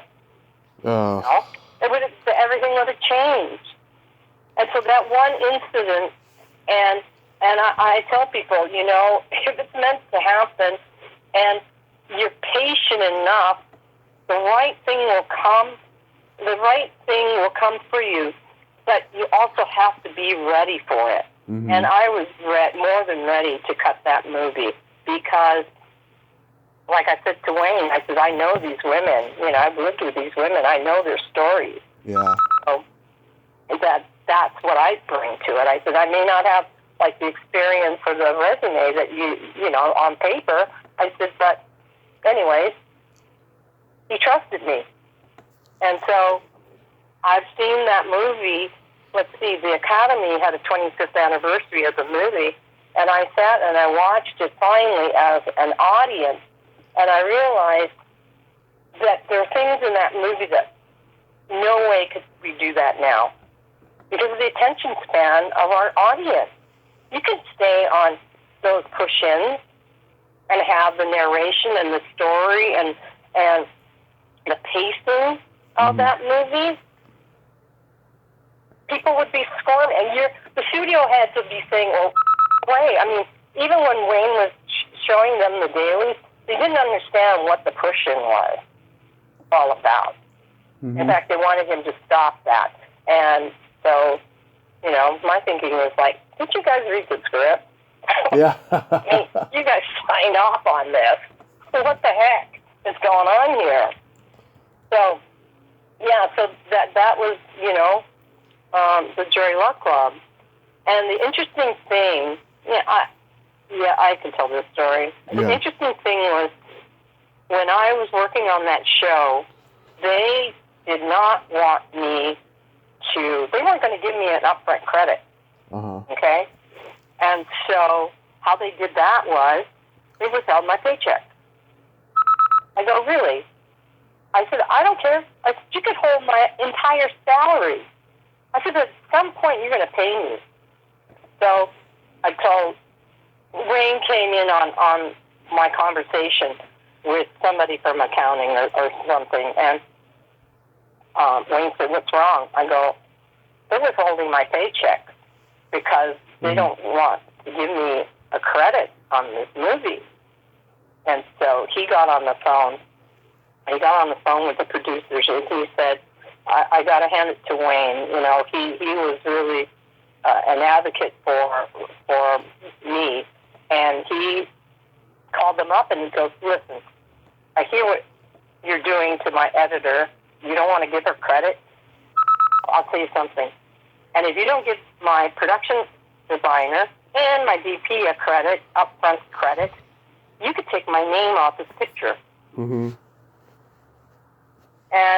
right away, everything changed. I'll never forget what he did, for me. And so, every now and then you have directors that'll stand up for their crew and understand, the important people. And like he said to them, he goes, those are the three most important people on my movie. And if none of them get what they need or want, then, you could forget about it. Take my name off the movie. And right away, everything changed on. Yeah. Wow. I truly admire what you've been through in that department of the bullshit of Hollywood and dealing with all of that, because, oh my God, I mean, I've heard the horror stories on this podcast over the years, but man, just it's amazing you went through that and still have had a prolific career in editing. I mean, you really stepped up, and now you're respected, you're loved. Well, what's interesting is that you have to pick your battles. Yeah. Because there's certain things that, but I always knew that this is what I wanted to do, and I was just fortunate that I met Bob, and certain things just started happening down this yellow brick road, and the question that I always get from young Asian women, men, editors, is whether I was ever discriminated against. And I go, you know what? Maybe not to my face, but, I grew up going to school.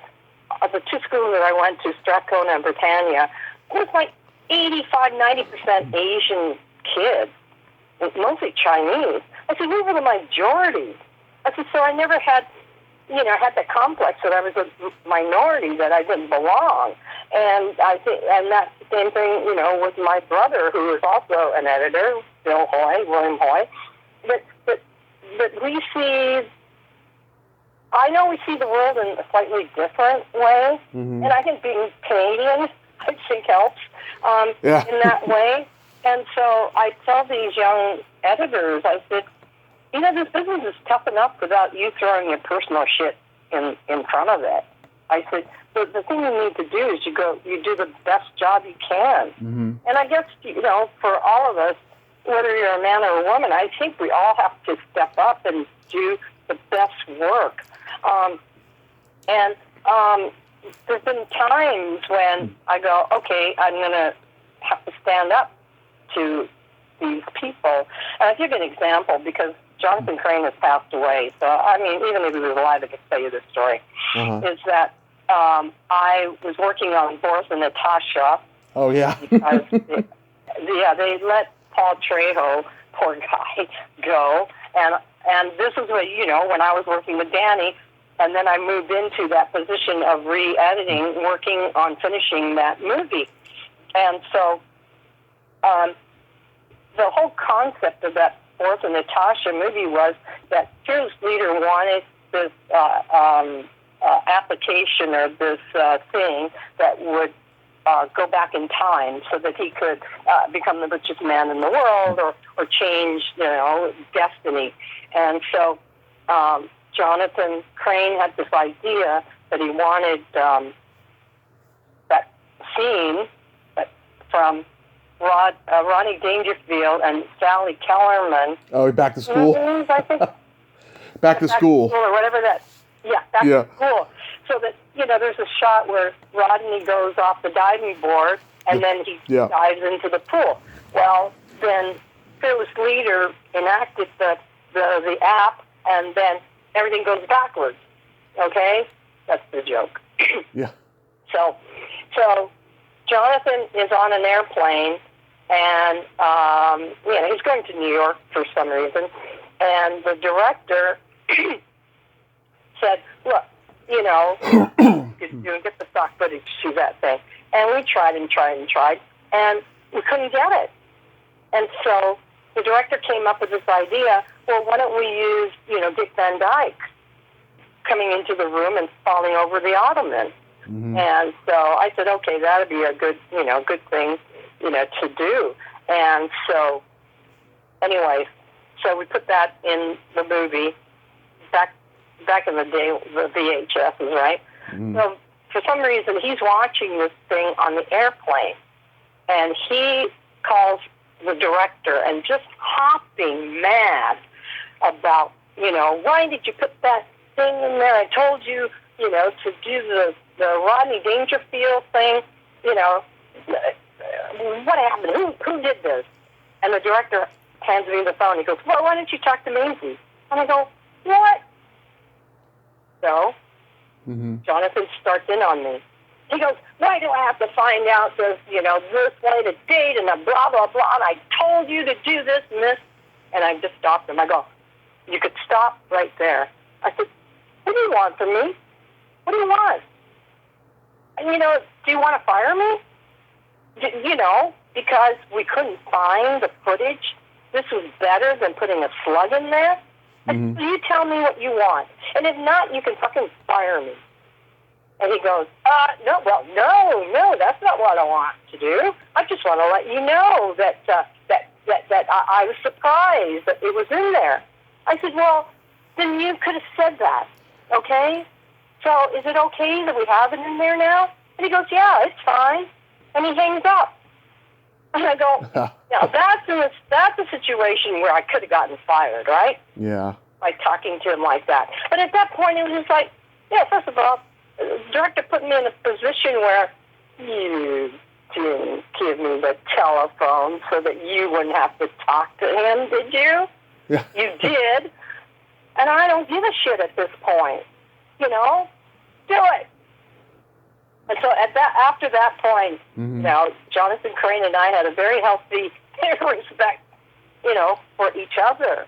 And I think that there are times in your career where you really do have to step up and say, you know what, I got to get up every day, look at myself in the mirror, and if I don't stand up to this guy, then things going to happen. Mm-hmm. Is that I'm gonna not hate myself, but be very disappointed that I didn't get an opportunity to stand up to a bully. And I've had a couple directors that have been bullies, and I've been able to stand up to them because I was ready for the big consequence, which is getting fired. And so everything that you do, it's not calculated, but it comes to a point where you go, okay, I've had enough. Right. If you don't like what I'm doing and you're so disappointed and you're being a jerk about it, I don't need to work for you. Yeah. And so you know, and in terms of, there was one interview that I went for, and it was a boxing movie, and this director was a jerk, and he'd look at my resume and he said, well, why do you think that a woman can edit a boxing movie? Oh. And I think this is before Martin Scorsese did Raging Bull, I think. And I looked at him and I go, well, why not? And he goes, well, and do you have children that you have to go home to? And I go, they're pretty well taken care of, you know? And I said in fact, I called Ron Cusack at the Guild. I go, yeah. Is there anything I can do? File a complaint? And he goes, not really. He goes, this is the world, you know, that we're all living in right now. And he goes, you know, unfortunately, there's nothing we can do. And so the interesting thing was my brother was in a situation where he was up for a movie and the director interviewed him, and he goes, oh, I hear your wife just had a baby. He goes, yes. He goes, how's she doing? Well, you know, how's your wife and your baby doing? He goes, really good. You know, they're doing well. Thank you for asking. And the director says, so are you ready to go to Paris to work on this movie? Never asked him. Yeah. What are you going to do? So it's a weird position that we're in, like, especially having a family. It's really hard to navigate that. But, you know, I'm fortunate because I'm married to somebody who's in the business. So he understands if I'm working late, like, you know, having a real late night, like 11 or 12 o'clock, because we got to meet a screening, that I'm actually at work and not at a bar enjoying myself, so I wish I was. And so that makes a huge difference, because I hear a lot of some of my colleagues who have said, well, I would never marry anybody in this business. I go, well, then you're going to be married to somebody who doesn't understand what it is that you do. Yeah. Don't understand why you're not home. And why do you have to work 20 days in a row? You know? Yeah. So that's what, you know, I've learned. And, you know, when I was working as a sound editor way back early in my career, I worked with all these older white guys whose wives were at home. They didn't understand what the heck they were doing. And they would get phone calls at like 6 o'clock at night, like, when are you coming home? And they go, I don't know. We have a screening. Well, your dinner will be in the oven. You know, just stuff like that. And I see, you know, and I saw how the relationship with their kids were always estranged because they were never home. They were just trying to keep the family fed. And so I think that we've come a long ways that we haven't. I mean, I think, you know, we've come like 50. Some places we've come a long ways, and then other places we're still in the same place. You know, that there's this you know, discrimination against people with kids. Yeah. So, you know, and also, well, when I was coming up in the business, there weren't a lot of Asian men or women doing what we do now. Right. I mean, it's opened up a lot, you know, because they didn't have, you know, because you know, we're first generation. My brother and I were first generation. And being in show business, like, you know, now we're circling around to what my mom viewed, the entertainment business. But I think it's more open, and there's more opportunities, certainly for diversity. And we're working, a lot in that respect in our guild, because I'm the co-chair of the diversity committee of the union, and we're just trying really hard to, show people that are from diverse and underrepresented backgrounds that there is a place for them in our business. And I think it has a lot to do with who people are comfortable with. Yeah. So if you go to a film school and, you got 5 guys that you've worked together for the last 2 or 3 years, and then when you actually get something that's legitimate, a real show, you're going to hire those 5 guys. Right. You feel comfortable around them. And so what we're trying to do is just educate people that, you can still feel comfortable with someone from a diverse background. And it is growing up with who you know. I mean, I still have people look at me when I say, I'm going down to Chinatown, and go, what, Chinatown? I go, what the hell does that look? Yeah. I mean, they have this concept that Chinatown is just gang bangers, and, and they eat all this weird food. And so it's just growing up. If you didn't grow up with a lot of Chinese people, that's your perception, and your perception of what a, African-American family is all about. In fact, the high school that we went to had one black family, and that kid became my brother's best friend. So, you're growing up in a diverse community, and you have to have this mutual respect for each other's culture. Absolutely. I mean, there's assholes in every culture, it's not just one. And people, you're right. People need to be comfortable, working with whoever they need to work with, but they've got to be respectful. And I think it's great that, more opportunities have opened up. Yes, it definitely has. And I think that we're definitely on the right track. I mean, change takes time. Nothing changes over time, unless you're cooking pie and you're not watching it. Time is of the essence. You got to pull that pie out, when it starts smelling like it's burning. But, human nature, you can change your situation, but a lot of times it's harder to change people's hearts and minds. Which takes me to my work with Tyler Perry. That happened as a big fluke too. When I was working as an actress, I met Reuben Cannon. He was casting with the war. And so a time when I was out of work, I was looking through, back in the day when the Production Weekly was in Variety and Hollywood Reporter, I'd flip through that and go, okay, who do I know? And I saw Reuben's name on there. And I said to my agents, I go, look, he was a casting director, and gave them the history. And so they phoned him. And then I got an interview with Tyler and Reuben, and that was for Medea's Family Reunion. It's the second movie in the Tyler universe.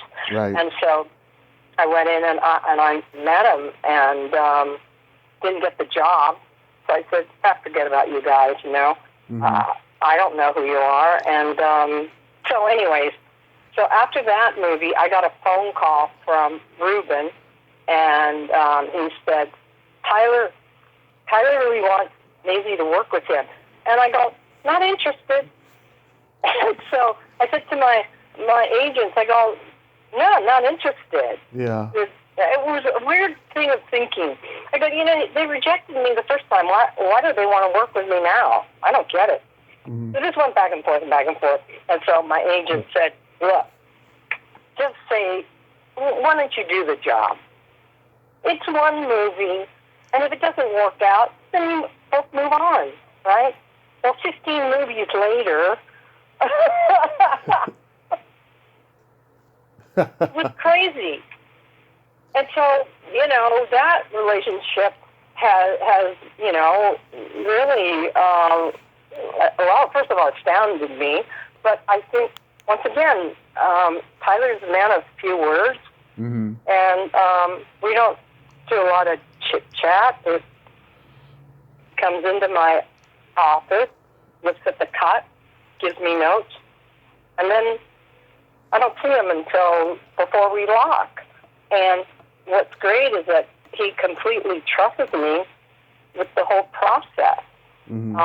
And I used to go on the set within the first week of shoot because, he was fairly new to shooting features, and I'd sit and I'd sort of like ask him or say certain things. If I saw something that was going to look a little strange or was not working, I would say something to him.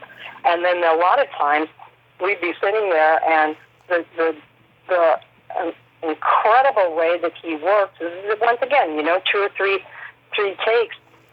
And then because he's got actors that have worked with him on all these stage shows, like he do the 3 takes, and then the 4th take, he'll start throwing these lines out to the actors, and they get funnier and funnier and funnier, and these actors do not miss a beat, and they just pick up on the line, and off they go to the races.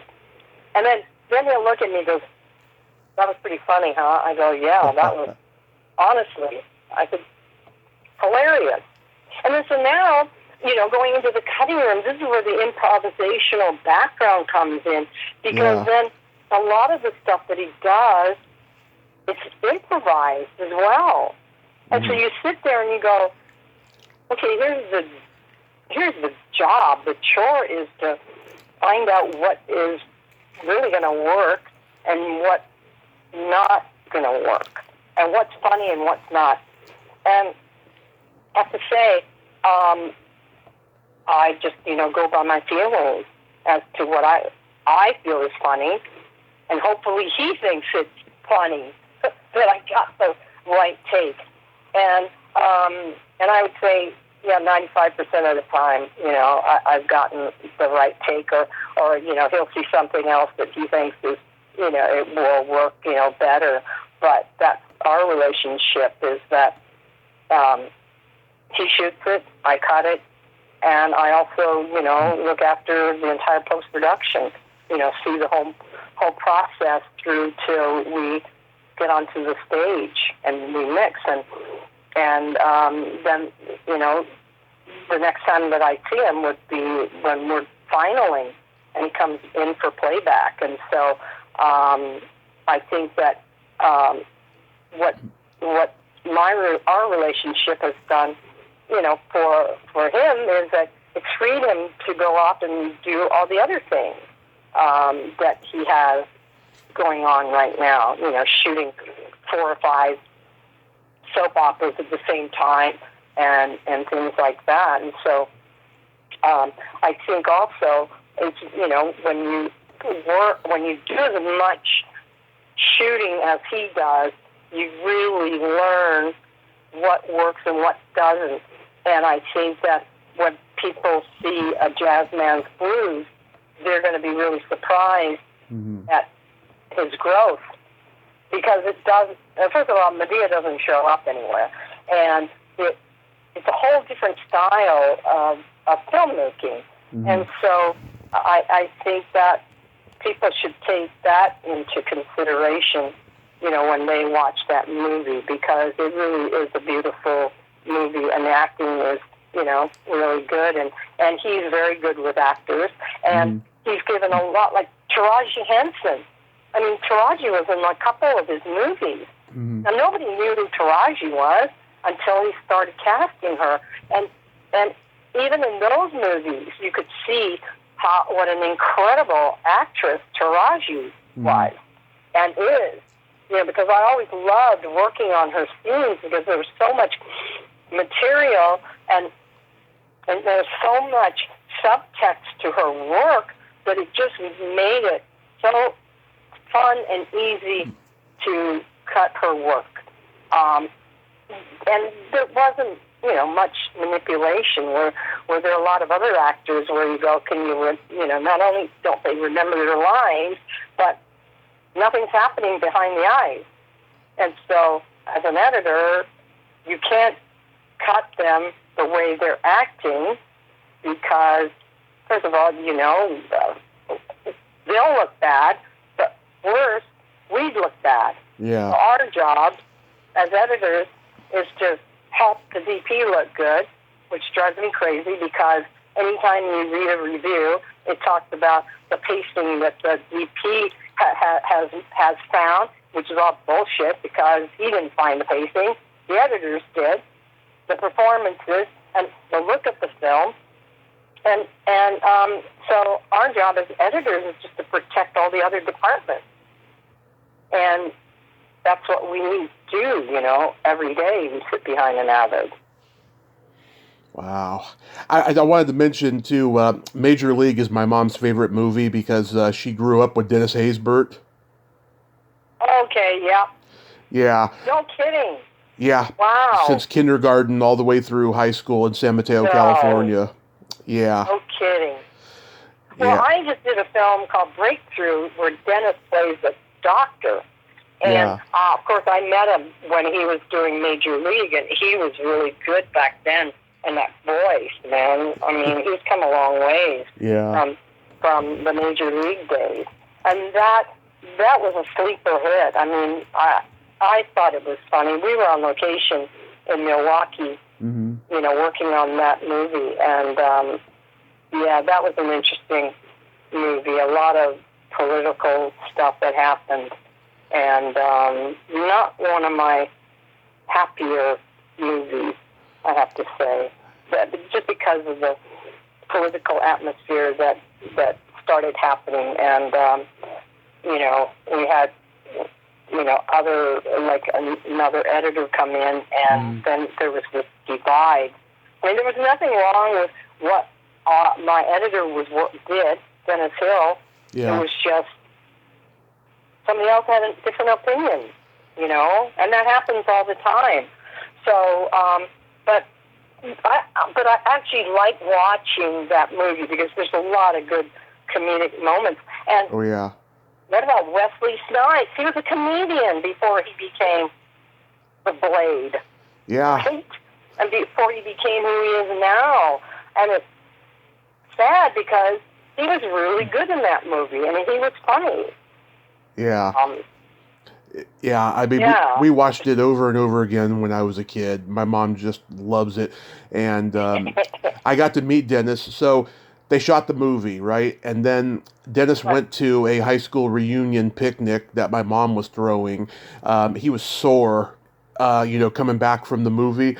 He was sore, and I met him. We took a picture together. I was 5 at the time, so we took a picture, and my God. And I have it laying around somewhere. I need to upload it to Facebook at some point. But oh my God! And it was great meeting him. He was a nice man, and my mom's still in touch with him. They talk on social media all the time. Oh, that's great. Yeah. Yeah, he's a really good guy. Yeah. Really good guy. Good. And it's like every actor, when he's on. Certainly on Breakthrough, he has a scene where he's talking to Chrissy Metz, who's the mom in that movie, where there's one take where you're watching him and it's so emotional. He tapped into something that was really emotional, and I think that that is probably, first of all, his acting abilities, and just being in this business and getting the opportunity to work. I know he probably wishes that he was working more, but I think he's doing pretty good, both commercial. So, do you have any upcoming projects you'd like to mention? No, just A Jazzman's Blues, which is now streaming on Netflix. And that was Tyler's last movie. I have a project called The Other Zoe that's going to be streaming in February 14th on Amazon. And then, so, yeah, nothing happening right now. Nothing happens during the holidays. Yeah. You know, I've come to accept that and not freak out too much that I haven't gotten, you know, a call. But, yeah, no, nothing just yet. So I'm going to indulge your inner Canadian. We're going to play my secret silly game. This is a series of silly slumber party questions. No win or lose, just pure benign fun.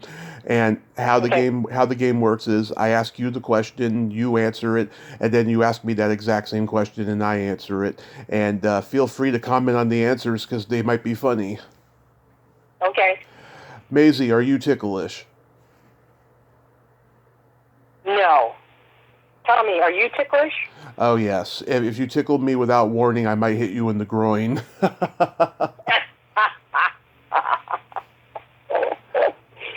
It depends on how you tickle. God. No, I'm not ticklish. Is your belly button an innie or an outie? My belly button's an innie. How about what's your belly button like? It's an innie, and it's deep. Yeah, mine is too. Yeah. You clean your belly button with a Q-tip? I don't clean it with a Q-tip, but I definitely clean it. You know, I'll either use my finger or a Kleenex. Yeah.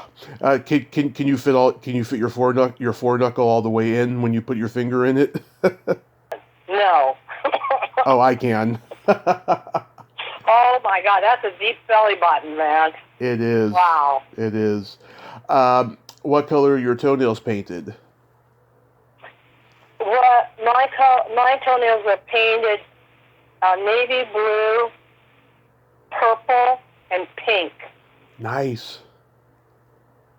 I like that. What color are your toenails painted? Right now they're not painted, but last time they were Easter egg blue-green. Very good. My husband used to paint them red, white, and blue. No, red, green, and white for Christmas. Mm-hmm. Red, orange, and black for Halloween. Has he always painted his toenails? Pardon me? Has he always painted his toenails? Yeah. Yes. Love it. Just in I'd say the last 30 years, yeah. Love it. And it would freak out the guys when he was playing golf. It would freak those guys out.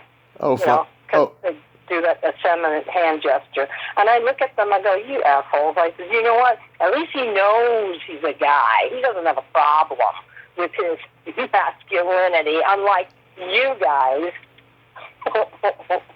Yeah, I'm openly bisexual, and I see no shame in it. No, why not? Yeah. People to love. Absolutely. What would you say is your best personality trait? My humor. What do you think? What is your best personality trait? I'm a Gemini, so I have empathy, and I also have no filter. Gee, I have a friend who's a Gemini who also doesn't have a filter. Love it. Love it. I'm a Leo. Yes, yeah, you're a Leo, so that means you're loyal. I'm very loyal. I'm a leader. I don't see myself as a leader, but, yeah. I don't have an ego in terms of that kind of stuff because Leos can be very egocentric. Yeah. Oh, I know quite a few. Trust me. And then my favorite question, is there a stinky smell that just makes you gag? Oh, yes. Durian. Is there a stinky smell that makes you gag? Someone's told me durian recently. That's so funny. With me, it's either farts or feet. Oh, well, farts and feet pretty disgusting if they're stinky. But durian, oh my God, that that fruit is banned from airplanes, hotels, trains, bus, and everywhere you go in Asia.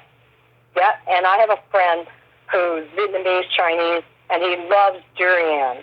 And his wife is Caucasian, and she will not allow him to have it in the house. He has to eat it outside. Because it makes me gag, too. Yeah, to be honest with you, I never smelt it, and I don't think I want to. It's like stinky feet and an icky fart. So there, all in one smell. That is really, really awful. I have a joke. I have a joke for you. Okay. What do you call a boy that doesn't masturbate?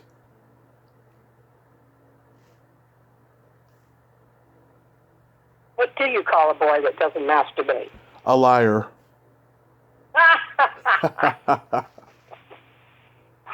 Oh, my God. Okay, I have a joke for you because my granddaughter, who's 6, tells jokes, okay? She's a real character. And every now and then I'd say, hey, Pear. Her name's Peridot Rose. I go, do you have a joke for me? The last joke she told was, what did one volcano say to the other volcano? What? I love you.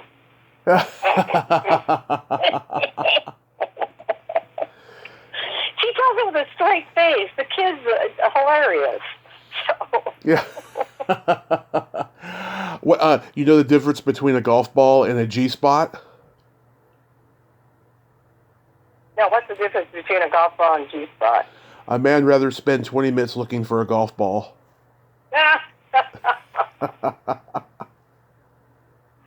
Oh, my God. So what part of the country are you from? I'm born and raised in San Francisco. Oh, I love San Francisco. Yeah. Yeah. Yeah, I have really good memories of San Francisco. Yeah. That's why I wanted to ask. I wanted to ask you earlier. Like, did you go to the Bill Graham concerts and stuff back in the day? No, I didn't because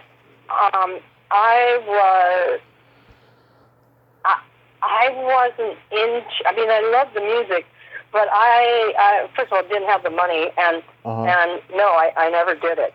I was quite subdued when I was a kid. I didn't go to concerts and stuff like that. I guess, in a way I was sheltered because my mom never let us, go anywhere. Yeah. That's right. Well, never let us, no sleepovers, just stuff like that. No, I never did. But I knew a bunch of guys that were in some of those bands, when I was in San Francisco. Right. Because some of the women in the experimental wing dated, some of those rock and rollers. So, just by association, I guess. But that was an interesting time in San Francisco because I was there in the early 70s. So, the 60s were still happening there. I mean, you're walking down the street, somebody handing a joint. Oh, yeah. And sometimes, people would have sex in public, and there was no limitations on that. I missed that. I wish we'd go back to that. Yeah, I mean, those were crazy times because, it was, I'm sure, your mom growing up in San Francisco, probably the same age range as I am because, everything was happening. It was like taking, the ideas and mores of our parents and putting them in a blender and then seeing what sticks and what doesn't. And, this whole idea of freedom and doing your own thing, it was a magical time. And going to San Francisco really opened my eyes to life and people. And, when I got back, I was really inspired. And that was also when Anthony Holland, he knew that I went to San Francisco to work with the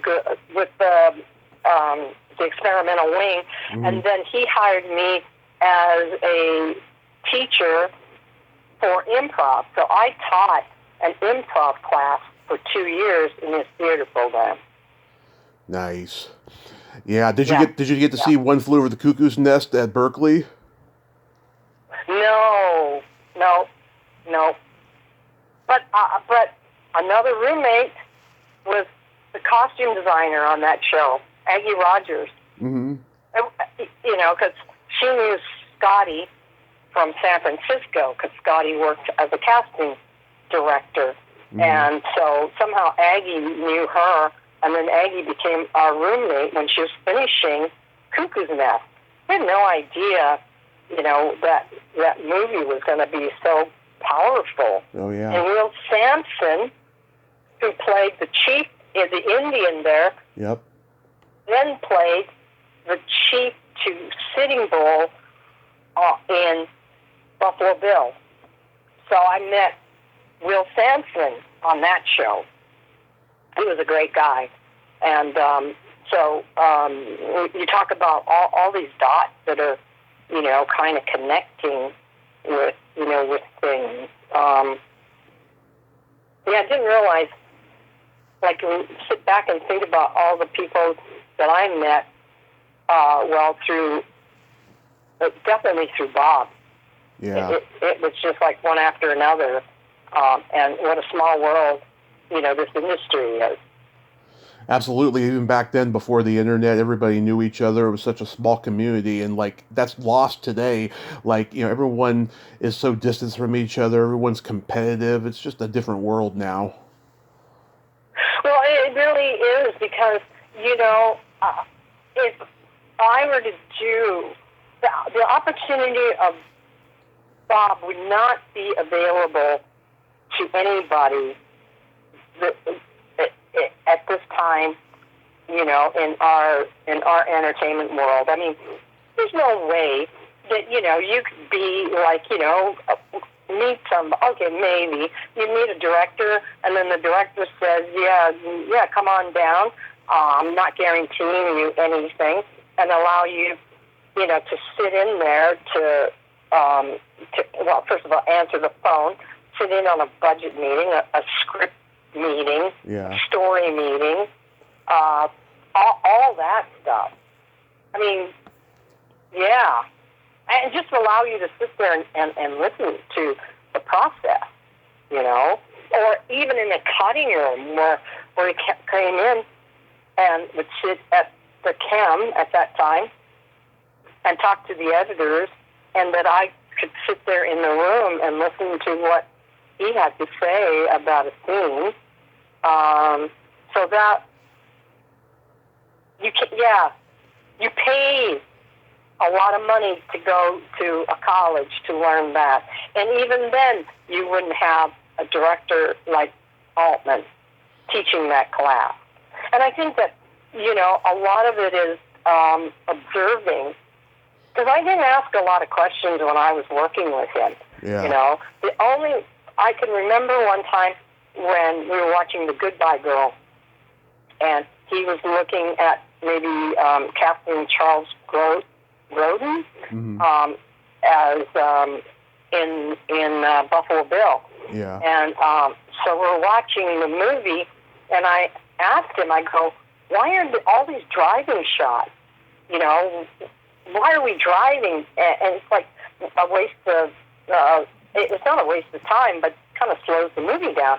And he goes, it's because they don't understand the medium, that you don't have to drive to a location. And that's why, if you kind of look at some of the movies that he's directed, he'd say, like, well, you know, come on, Luann, we're going to go home. Well, when Bob Delkey says that, next cut, you see them at the doorstep of their apartment. You don't need to see him get in the car. He's already told you this is what's going to happen. And so then it becomes redundant.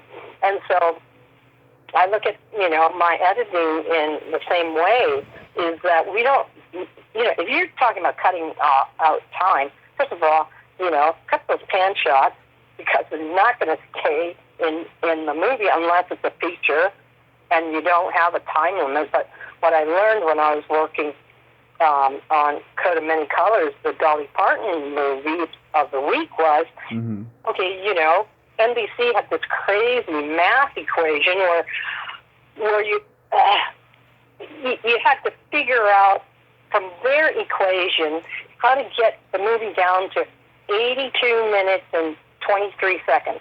Right. It's not going to be 82 minutes and 24 seconds. You got to go and find, if your movie is 84 minutes and 10 seconds, somewhere you got to find another, then you got to find 30 or 40 seconds that you got to lose. And that's where all these, you know, the pan shots. Okay, we're panning. No, we're not panning. We're just going to go there. Oh, that's just 9 seconds. But it's also how you move the story along. And then there are, you know, times when you have to give the audience a breather, especially if it's like a really intense movie, and it's maybe a scary movie, is that you have to let the audience off the hook for a little bit. Yeah. And that's your breather. But most of the time, you know, unless the directors plan some big moment for score, then that'll work, you know. Yeah. Oh, I have another thought.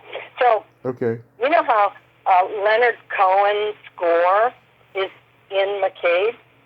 Yes. Mrs. Miller? Yes. Well, everybody thinks that he wrote it for McCabe. Well, what happened was Bob was in Montreal scouting for location on some other movie, and he was in Montreal, and Leonard Cohen happened to come and visit him. And so they were, you know, Bob was asking, so what are you working on? He goes, I just finished this album, and it's got a bunch of songs, and he goes, oh, can I listen to it? And that was it. He listened to Leonard's songs, that album, and just stuck that music in there. And when you see the Seattle hookers walking up that hill all wet and, you know, dirty, that song, The Sisters of Mercy, you know, talk about different layers, you know, when you hear that music just positioned with the image. And so that's how Leonard's music got into the movie.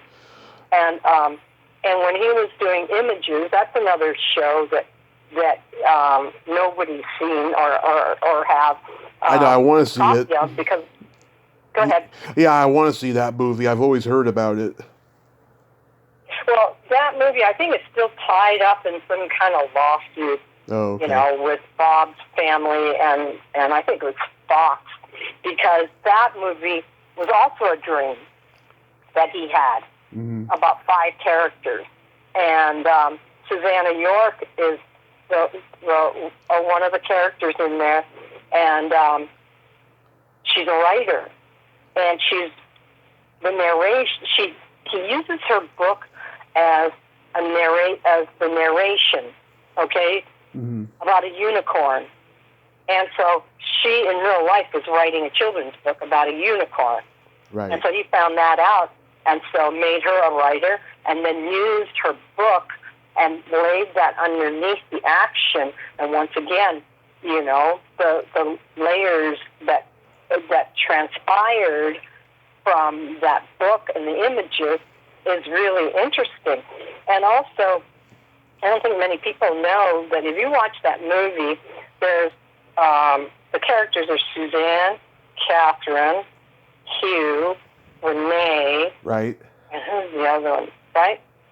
Well, if you look at it, so there's a guy named Hugh Millay who played the bad guy in McCabe, and Renee Auberjonois. Well, Hugh Millay became the character Renee, and Renee became Hugh, okay? And then there's a woman named Catherine, and so Catherine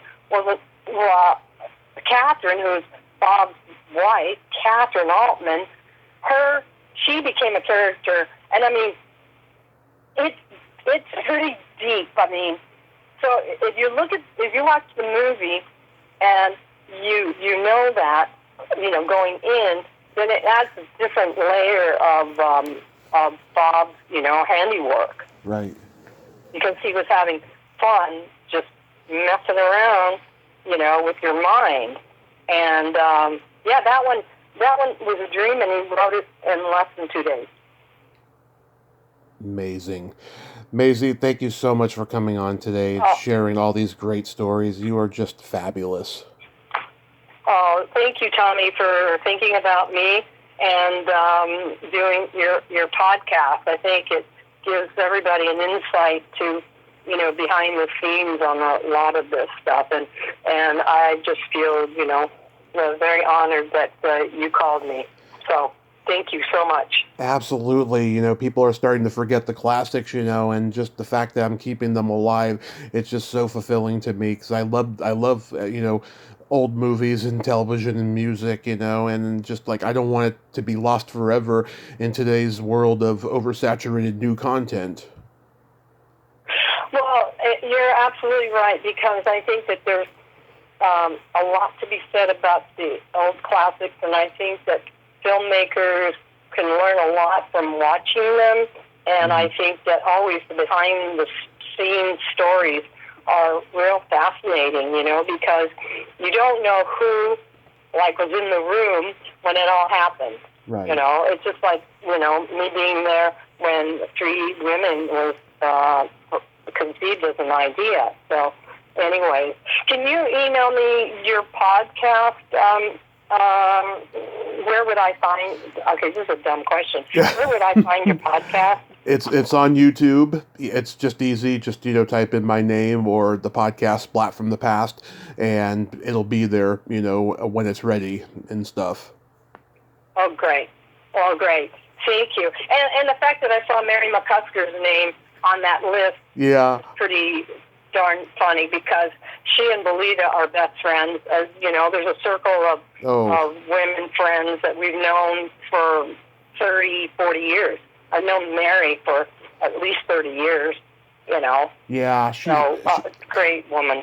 She's a great woman. Yeah, she's very shy, but also too she's very smart, and she does have confidence, but she's also just a woman of very few words. But I enjoyed talking to her, though.